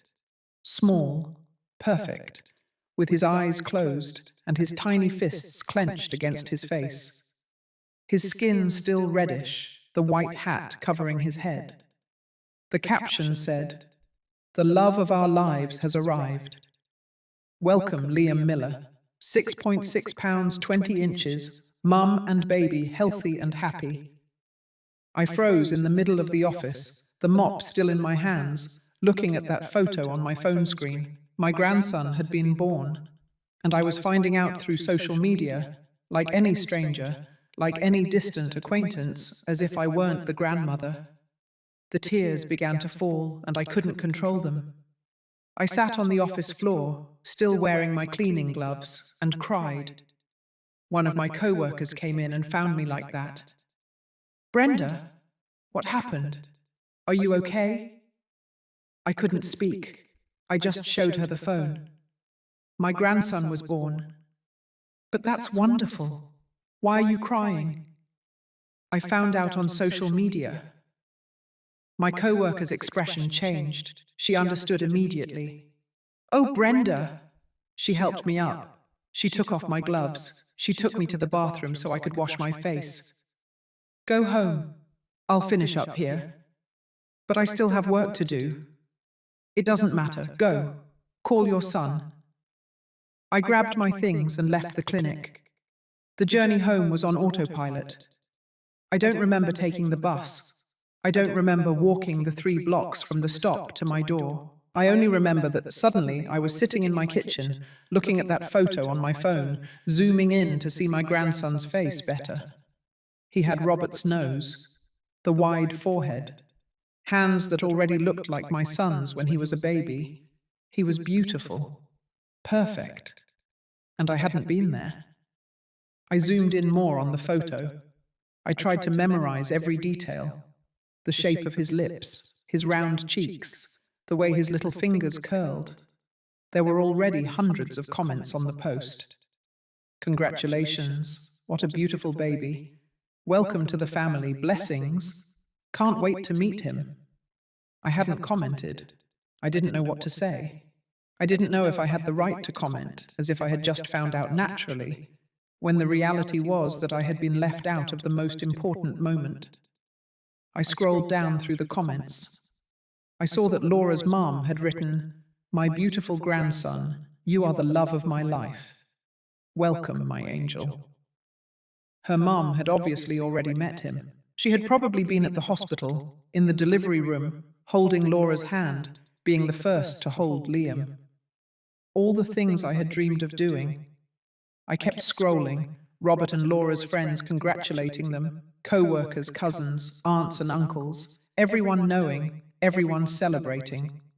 And I, the paternal grandmother, finding out through social media.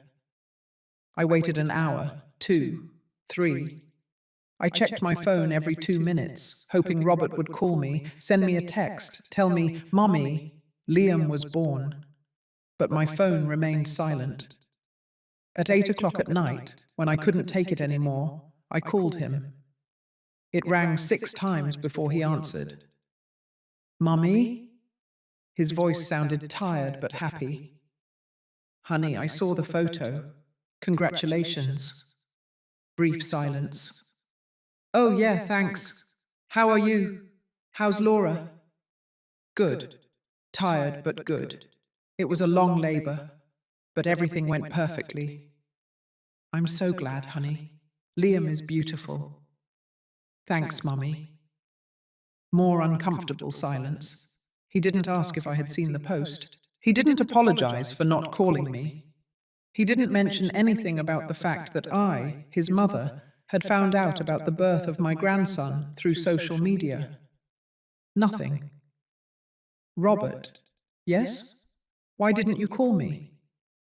I heard him take a deep breath. Sorry, Mommy. Everything happened so fast. Laura went into labor at 5 in the morning. We rushed to the hospital. He was born at 2 in the afternoon. And then we were busy with the doctors, the paperwork, getting Laura settled in the room. But you had time to post on social media.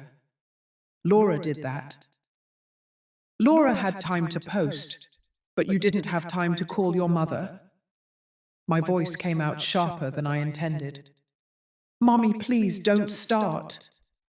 I'm not starting anything. I'm just trying to understand why I found out about the birth of my grandson from a social media post. I already told you. Everything happened very fast. So fast that in 12 hours you couldn't send me a text, a 2-word text. Liam was born. I was tired, Mummy. But not too tired to let all of social media know. Why are you making a drama out of this? His words hit me. A drama? Robert, I'm your mother. I'm Liam's grandmother. I'm not a social media follower. I'm not a distant acquaintance. I deserve more than finding out through social media. You're right. I'm sorry, okay? I'm sorry. I should have called you, but it's already done. You found out. Liam is fine. We're all fine. His apology sounded automatic, empty. Can I go meet him? The words came out desperate, needy. Mommy, we already talked about this. No, Robert, we didn't talk. You told me to wait. But he's already born. There's no reason to wait anymore. Laura just gave birth. She needs to rest. I won't bother her. I just want to see my grandson. 5 minutes, that's all. It's not a good time. When is it going to be a good time? I don't know, Mummy. Give me a few days. A few days? Robert, he's my grandson. And he's my son. And I need you to respect what I'm asking you. His tone became firm, final. And what I need doesn't matter? Of course it matters. But you can't come right now. Why not? Because Laura doesn't want visitors. There it was. He had finally said it. Not even from her mother-in-law. She just wants close family. I am close family. Her family, her parents, her sister. And I'm not family? Mommy, stop it. I'm not going to argue this with you. Give me time and I'll let you know when you can come. The tears burned, but I wouldn't let them out. I wasn't going to cry on the phone. It's all right, Robert. Thank you for understanding. But I didn't understand anything. Take care. You too, Mommy. He hung up. I sat in my kitchen, the phone still in my hand, feeling everything collapse. For the next 2 weeks, I followed my grandson's life through social media. Laura posted photos every day. Liam sleeping, Liam yawning, Liam with his little hands gripping someone's finger, Liam in his crib, Liam being breastfed. Artistic photo, of course, nothing explicit. And in several photos she appeared, the other grandmother, Laura's mother. In one photo, she was holding Liam, looking at him with adoration, smiling from ear to ear. The caption said, "With the most loving grandmother in the world. Thank you, Mummy, for being here from day one. I couldn't do this without you." I stared at that photo for hours. The other grandmother holding my grandson, being a part of his life, being recognized, being loved. And I was here, hundreds of miles away, watching everything through a screen. Invisible, irrelevant, forgotten. I commented on some posts at first. My Liam is so beautiful. I love you, my grandson. Blessings to you both. Laura never replied to my comments, but she replied to others. After a few days, I stopped commenting. Why bother? It was obvious that my presence, even virtual, was not welcome. Sarah came to visit me almost every day. She would find me sitting in my kitchen, looking at my phone, looking at photos of a baby they wouldn't let me meet. Brenda, this isn't right. I know. Have you talked to Robert? He tells me to be patient, that I'll be able to go soon. It's been 2 weeks already. I know. And are you going to keep waiting? What else can I do, Sarah? You can demand. You can set boundaries. You can tell your son that this isn't fair. And if I do that, they'll push me away completely. They already pushed you away, Brenda. What more can they take from you? She was right, but I was still afraid of losing the little I had left. In the 3rd week, I decided to try one more time. I sent Robert a text. Honey, 3 weeks have passed. Please, let me come meet Liam. I promise I won't bother anyone. I just want to see him. Hold him once, that's all. It took him 4 hours to reply. Let me talk to Laura. 2 days later. Mommy, you can come this weekend, but only for 1 day. Laura is still recovering and doesn't want long visits. 1 day, only 1 day to meet my grandson, but it was better than nothing. Thank you, honey. I'll be there. I bought the bus ticket immediately. For Friday night, I would arrive Saturday morning. I packed a small suitcase, even though I was only staying for 1 day. I packed the clothes I had bought for the occasion: dress pants, a nice blouse, comfortable but presentable shoes. I wanted to look good. I wanted Laura to see that I wasn't a mess, that I was a dignified, presentable woman who deserved respect. I also packed gifts: an outfit for Liam, a blue one with embroidered bears, a new blanket I had knitted, this one with his name embroidered, Liam. And I put the old photo of Robert in my leather purse, the one from when he was 5 and hugging me in the park. I didn't know why I was taking it. I just knew I needed to have something of that son who used to want me close. On Friday night, I took the bus, another 12 hours of travel. But this time I wasn't excited. I wasn't imagining beautiful moments. I went with a knot in my stomach, with dread. 12 hours looking out the dark window, imagining what that moment would be like. Holding my grandson for the first time, seeing his face, smelling his head, feeling his weight in my arms. I had dreamed of that moment for 9 months, and it was finally about to happen. I arrived in New York City on Saturday at 8 o'clock in the morning. I went straight to a public restroom to freshen up. I changed my clothes, I combed my hair, I put on perfume, I put on makeup, even though my hands were shaking. Robert had told me to meet them at St. Jude's Hospital. Laura had a checkup appointment with the pediatrician at 9 o'clock. I took a taxi. The traffic was terrible, but I finally arrived at 9:15. I looked for them in the waiting room, and there they were. Laura sitting, with Liam in her arms, wrapped in a blue blanket. Robert next to her, checking his phone. My heart beat so loudly I thought it would jump out of my chest. I walked toward them slowly, as if approaching something sacred. Honey? Robert looked up. His expression was strange, a mix of surprise and something else I couldn't identify. Discomfort? Mom, you arrived. He didn't get up to hug me, he just nodded. Yes, good morning. I approached Laura. She looked me up and down quickly. I saw her eyes evaluating my clothes, my hair, my shoes, and I saw the judgment in her gaze. But she smiled, a smile that didn't reach her eyes. Brenda, it's good that you came. Thank you for letting me come. The words sounded more submissive than I would have liked. I looked down at the bundle in her arms. Liam, my grandson. He is beautiful, I whispered. Thank you. Can I hold him? Laura pressed Liam against her chest. He's sleeping. If I move him, he'll wake up and then he cries a lot.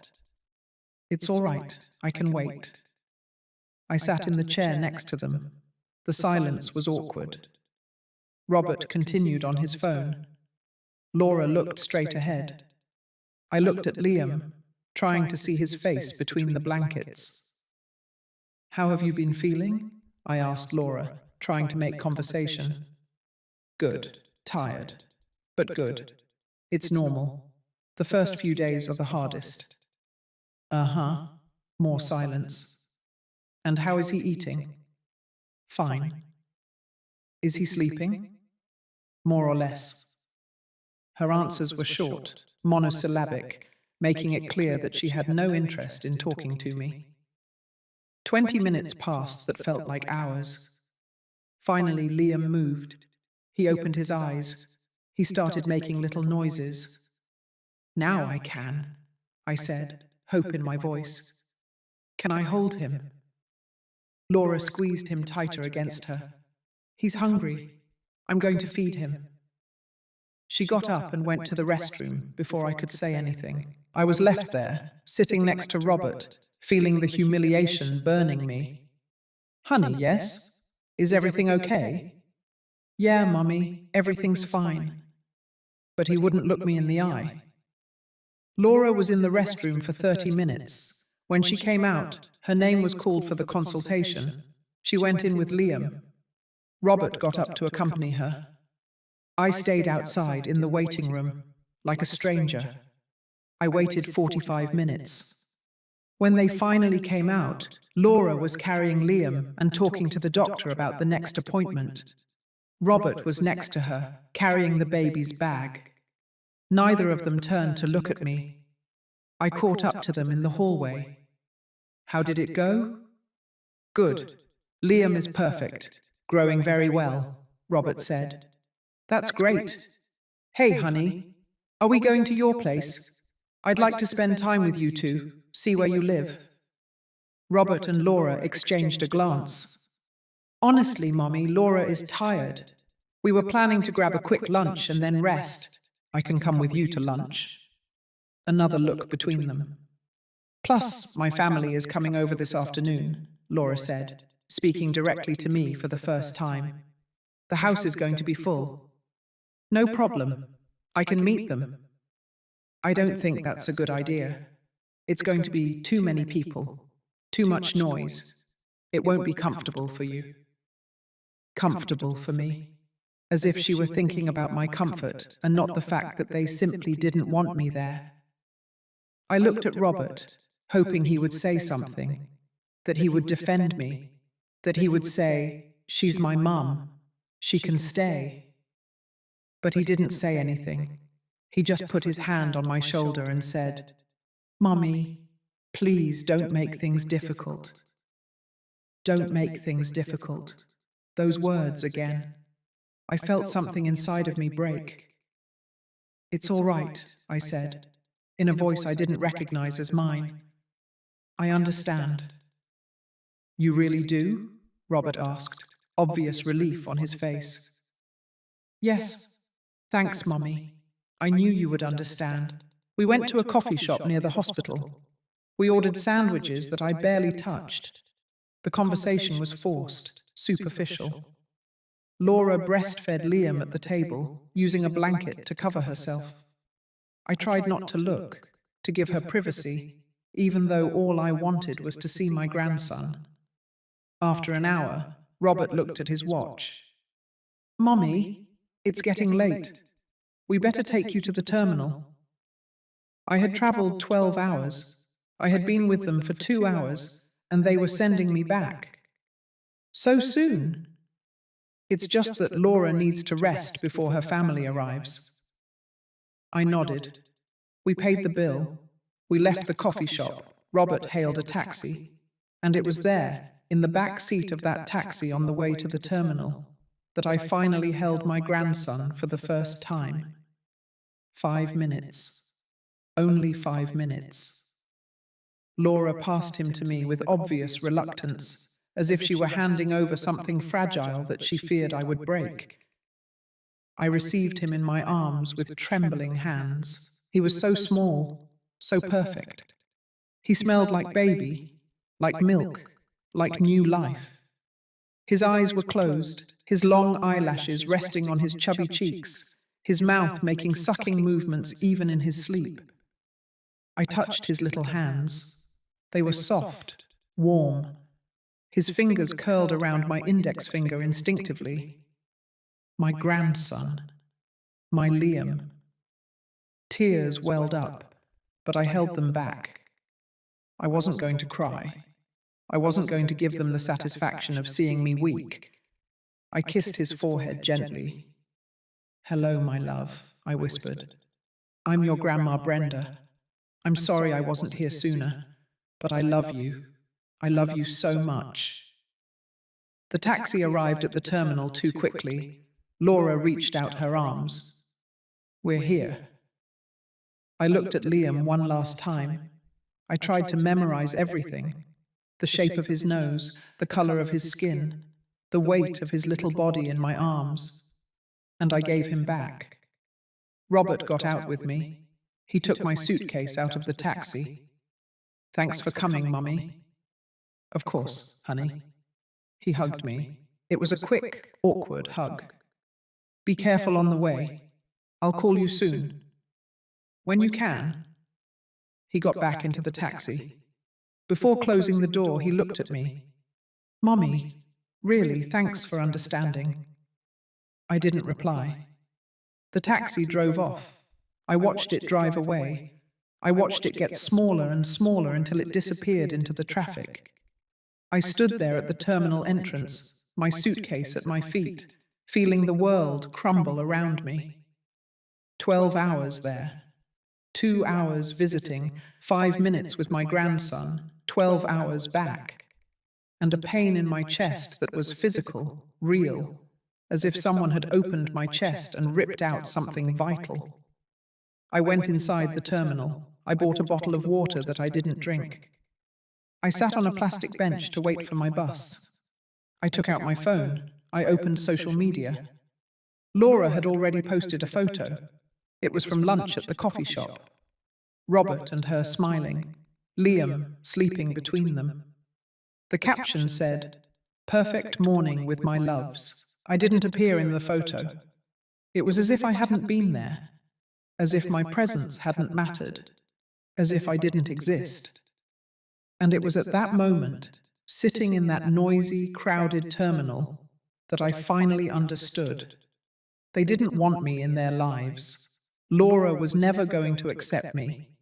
And Robert had chosen. He had chosen to leave me out. The bus arrived. I got on. I found my seat. I sat by the window. Throughout the entire return trip, I didn't cry. I didn't look out the window. I just took out that old photo of Robert, the one from when he was 5 and hugging me in the park. I looked at it for hours, and I tried to remember when everything had changed. When that boy who needed me had become a man who saw me as a problem. When his love had been replaced by obligation. When I had stopped mattering. I arrived in Dallas at dawn. The sun was just beginning to rise. I took a taxi home. When I walked in, everything was exactly as I had left it. Silent, empty. I dropped my suitcase on the floor. I hung my leather purse on the door. And I sat at my kitchen table. The same table where Robert and I had shared so many meals, so many conversations, so many moments. I made myself a cup of coffee, even though I wasn't hungry. I just needed to do something with my hands. And it was there, sitting in that familiar kitchen, drinking bitter coffee, when my life changed forever. My phone rang. Unknown number, New York City. For a second, my heart leaped. Maybe it's Robert. Maybe he regretted it. Maybe he's going to apologize. I answered.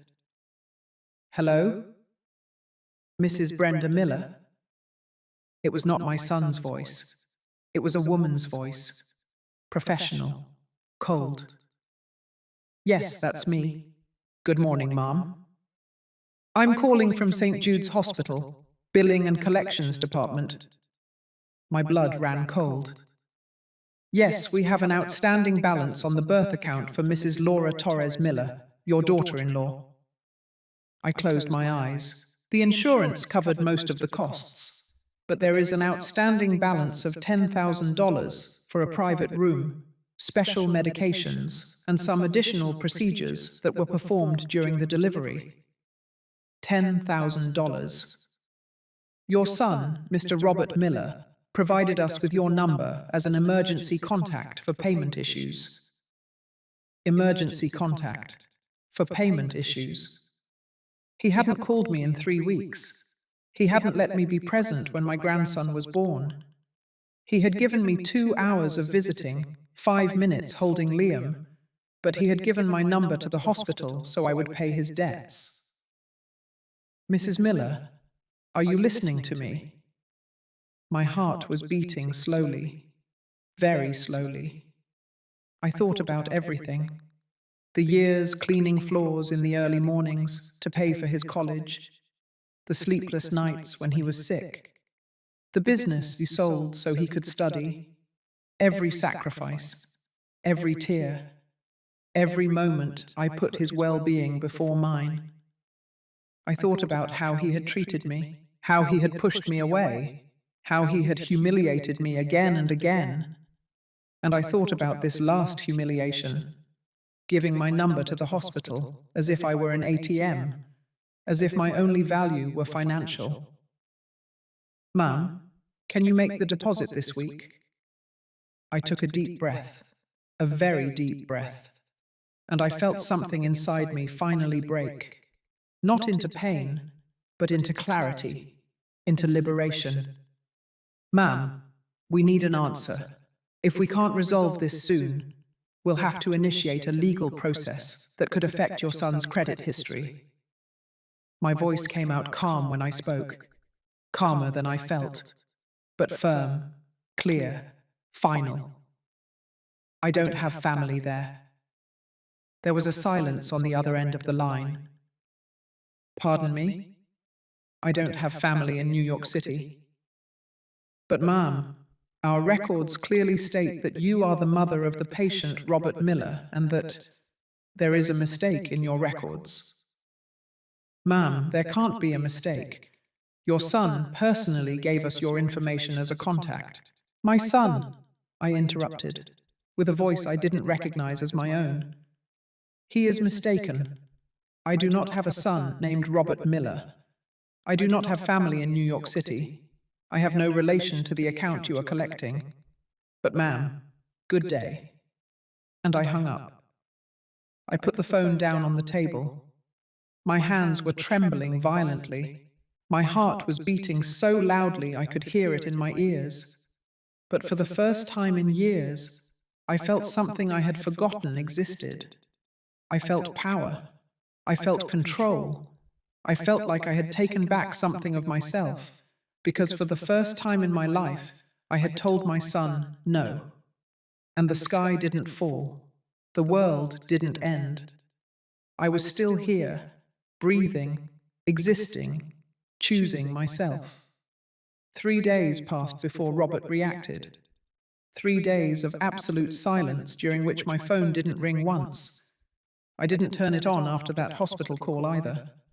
I left it on the kitchen table, turned off, as a reminder of the decision I had made.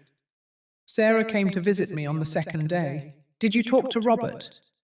No. Is he going to call? Probably, when the hospital tells him I'm not going to pay. And what are you going to do when he calls? I don't know. But I did know. I just didn't want to say it out loud yet. On the third day, I turned on my phone. 27 missed calls, all from Robert. 15 text messages, escalating from urgency to desperation to rage. First message: Mom, I need to talk to you. It's urgent. Call me, please. Third message: Mum, the hospital says you won't pay. What's going on? Call me. Seventh message. Mum, this is serious. I need you to call me now. 10th message. I can't believe you're doing this. Call me. Final message. Laura was right about you. You were always like this. Selfish. Selfish. I read that word again and again. The woman who had worked double shifts for years. The one who sold her dead husband's business to pay for college. The one who cleaned floors smelling of bleach so her son could have a better future. Selfish. There were also 2 voicemails. I listened to them. The first was pure urgency. Mum, please call me. The hospital is pressuring us. We need that money. I don't understand why you told them you don't have family here. What does that even mean? Call me, please. The second was different. Colder. You know what, Mum? Never mind. We'll figure out how to pay. But I want you to know that this says a lot about you. After everything we've been through. After everything. I can't believe you're doing this to us when we need you most. Laura was right. You've always been manipulative. You've always wanted to control me with your money. Well, it doesn't work anymore. It just doesn't. I put the phone away. I didn't call back. For the next week, Robert kept calling, less frequently, but he kept trying. I didn't answer any calls. Until an email arrived. Subject: we need to talk. I opened it. I read it slowly. Mum, I don't understand what's going on. I don't understand why you won't answer my calls. I don't understand why you told the hospital you don't have family here. Do you know what that did to us? Laura cried. She cried because she felt humiliated when the hospital called her directly to collect. We just had a baby. We're trying to adjust to this new life. And you do this to us. Dad always said that family supports each other in difficult times, that you can count on family. I always supported you when you needed it. When Dad died, I was there. When you had problems, I listened. When you needed something, I helped. Now that I need help, this is how you respond. I don't know what we did to deserve this. Laura just wanted some space after the birth. That's normal. Any woman needs that. And you take it as a personal attack. The hospital is threatening us with legal proceedings. It could affect our credit. All because you decided to play the victim and say you don't have family. I hope you reconsider. I hope you think about Liam, your grandson, that this isn't about you or me. It's about him. If you don't want to support us, fine. But at least have the decency to tell me to my face instead of ignoring me. Robert. I read the email 3 times. Every word was designed to blame me, to make me feel selfish, bad, wrong. And it worked. For a few minutes, it worked. You're right, I thought. He's going through a difficult time. He just became a father. He needs help. Maybe I was too harsh, I thought. Maybe I overreacted. I should call him, apologize, fix this. But then I reread a part. I always supported you when you needed it. When? When had he supported me? When his father died. I was the one who comforted him. I was the one who held this family together. I was the one who sold the business and worked until exhaustion so he could keep studying. Where was his support in the last 2 years? When I felt lonely, when I missed him, when I just needed to hear his voice. Where was he when they pushed me away from my grandson's birth? Where was he when they gave me 2 hours of visiting after 12 hours of travel? Where was he when Laura treated me like a stranger? There was no support, only excuses. And now, when I finally set a boundary, I was the bad guy. I replied to the email. I wrote and deleted the message 100 times. I wanted to yell at him, explain, make him see how much harm he had done to me. But in the end, I wrote this. Robert, you are right about one thing. Your father always said that family supports each other, but he also said that family respects each other, that family takes care of each other, that family doesn't push you away when you are needed most. For months, I asked to be close. I asked to meet my grandson. I asked to be a part of your life. And you told me I was invasive, that I was a problem, that you needed peace in your house. I traveled 12 hours to meet Liam. You gave me 2 hours. You let me hold him for 5 minutes, and then you sent me back as if I were a nuisance. You never called me when he was born. I found out on social media. You never included me in anything, only when you needed money. I am not going to pay that bill, Robert. Not because I don't love you, not because I don't care about Liam, but because I cannot continue to allow you to treat me as if I only matter when it is convenient for you. I am your mother. I deserve respect. I deserve to be present. I deserve more than being an emergency contact for collections. I hope you find a way to resolve your situation. I really do. But it will not be at the expense of my dignity. If one day you decide that you want to have a real relationship with me, one where I also matter, I will be here. Until then, I wish you the best. Mum. I sent the email before I could regret it, and then I turned off my computer. The response arrived 2 hours later. I didn't read it until the next day. I can't believe you are so selfish. Laura was right about you from the beginning. Goodbye. That was it. No reflection, no attempt to understand, no apology, just Laura was right. And goodbye. The weeks turned into months. Robert didn't call again. He didn't write again. I didn't look for him either. At first it was hard. There were days when I picked up the phone and almost dialed his number. Days when I wondered if I had done the right thing. But Sarah kept me firm.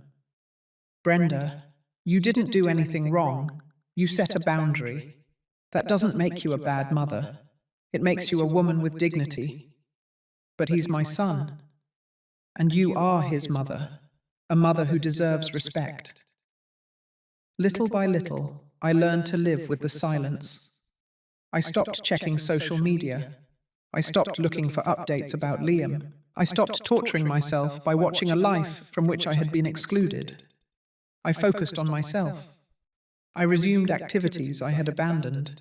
The knitting classes, the morning walks, afternoons with Sarah. I started reading again.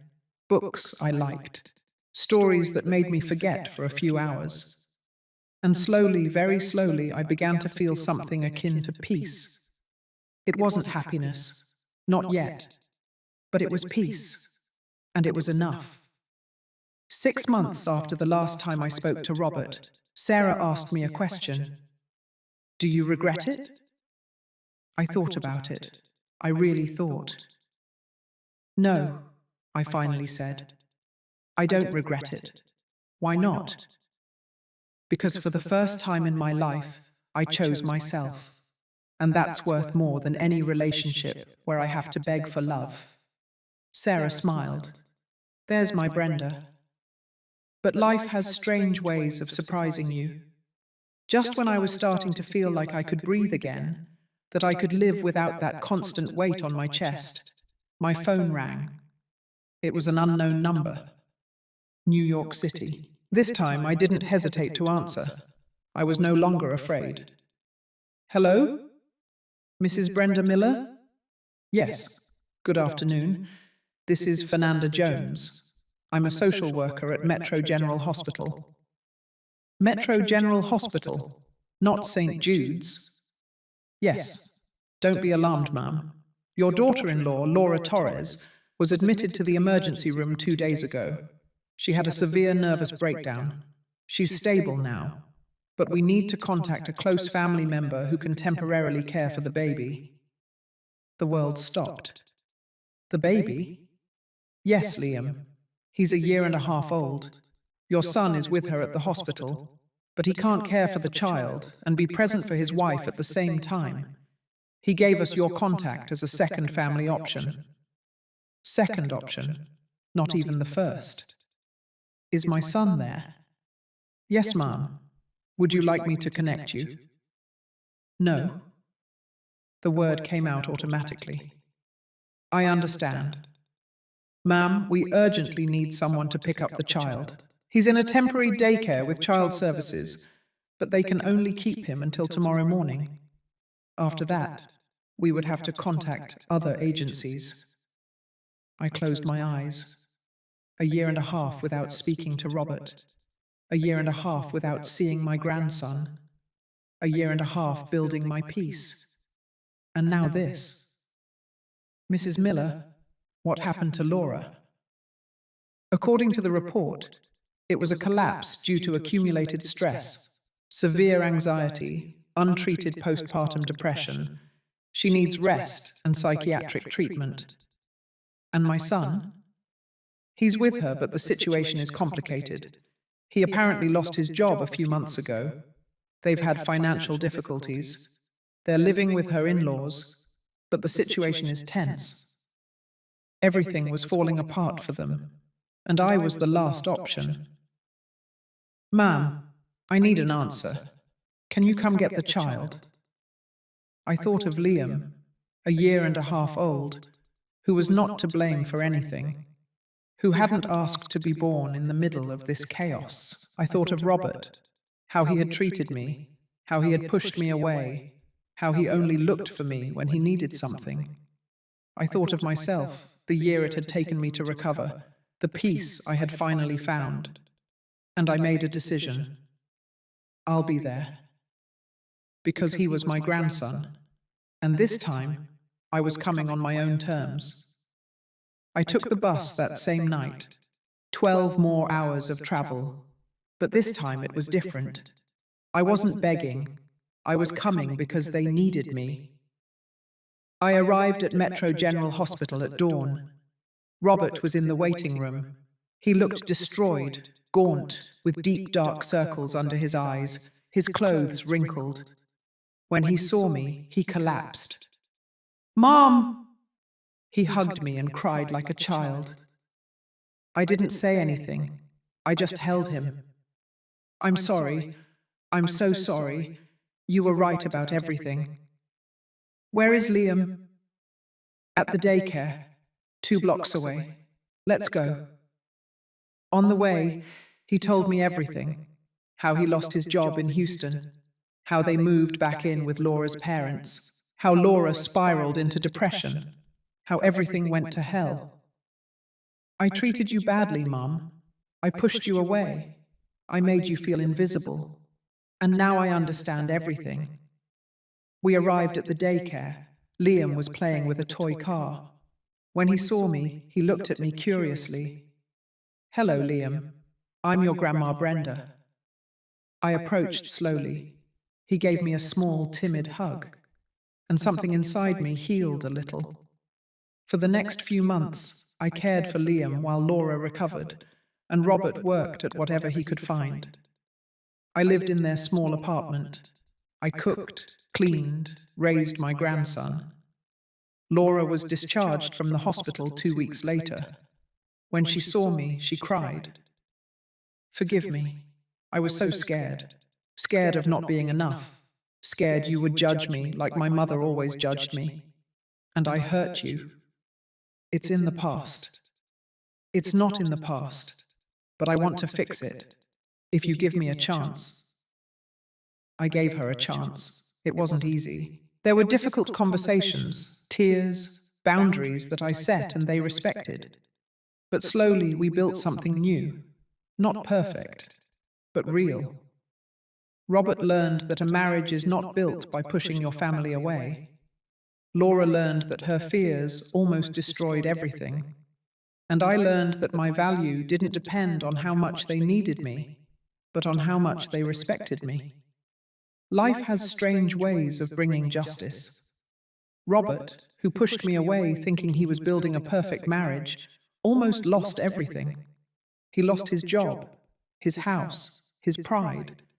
And in the process, he learned that pushing away someone who loves you unconditionally only leaves you lonelier. Laura, who saw me as a threat, collapsed under the weight of her own pride. She discovered that being perfect wasn't possible, that she needed help, and that the help she rejected was the help she needed most. And I, who was treated as invisible, became the one who held them up when everything fell apart. Not for revenge, but by choice. The following years changed everything. Robert got a stable job. Laura continued therapy. I visited more often, but always respecting boundaries. Liam grew up knowing he had a grandmother who loved him, but who also respected herself. One day, Laura told me, "My mom was never affectionate. I swore no one would hurt Liam the way she hurt me. But in the process, I hurt you. Thank you for not giving up on us." Robert, on the anniversary of that day at the hospital, called me. "Mum, that day you said I don't have family there. It destroyed me, but it also woke me up. It was the best thing you could have done." Justice didn't come as revenge. It came as lessons. Life settled its debts. Robert learned that respect is built, not demanded. Laura learned that pride destroys. And I learned that letting go with dignity is more powerful than clinging without it. 3 years have passed. Liam is 4.5 years old. He runs towards me screaming, "Grandma Brenda!" and "Ma," every time I arrive. I no longer beg for hugs. I am no longer a second option.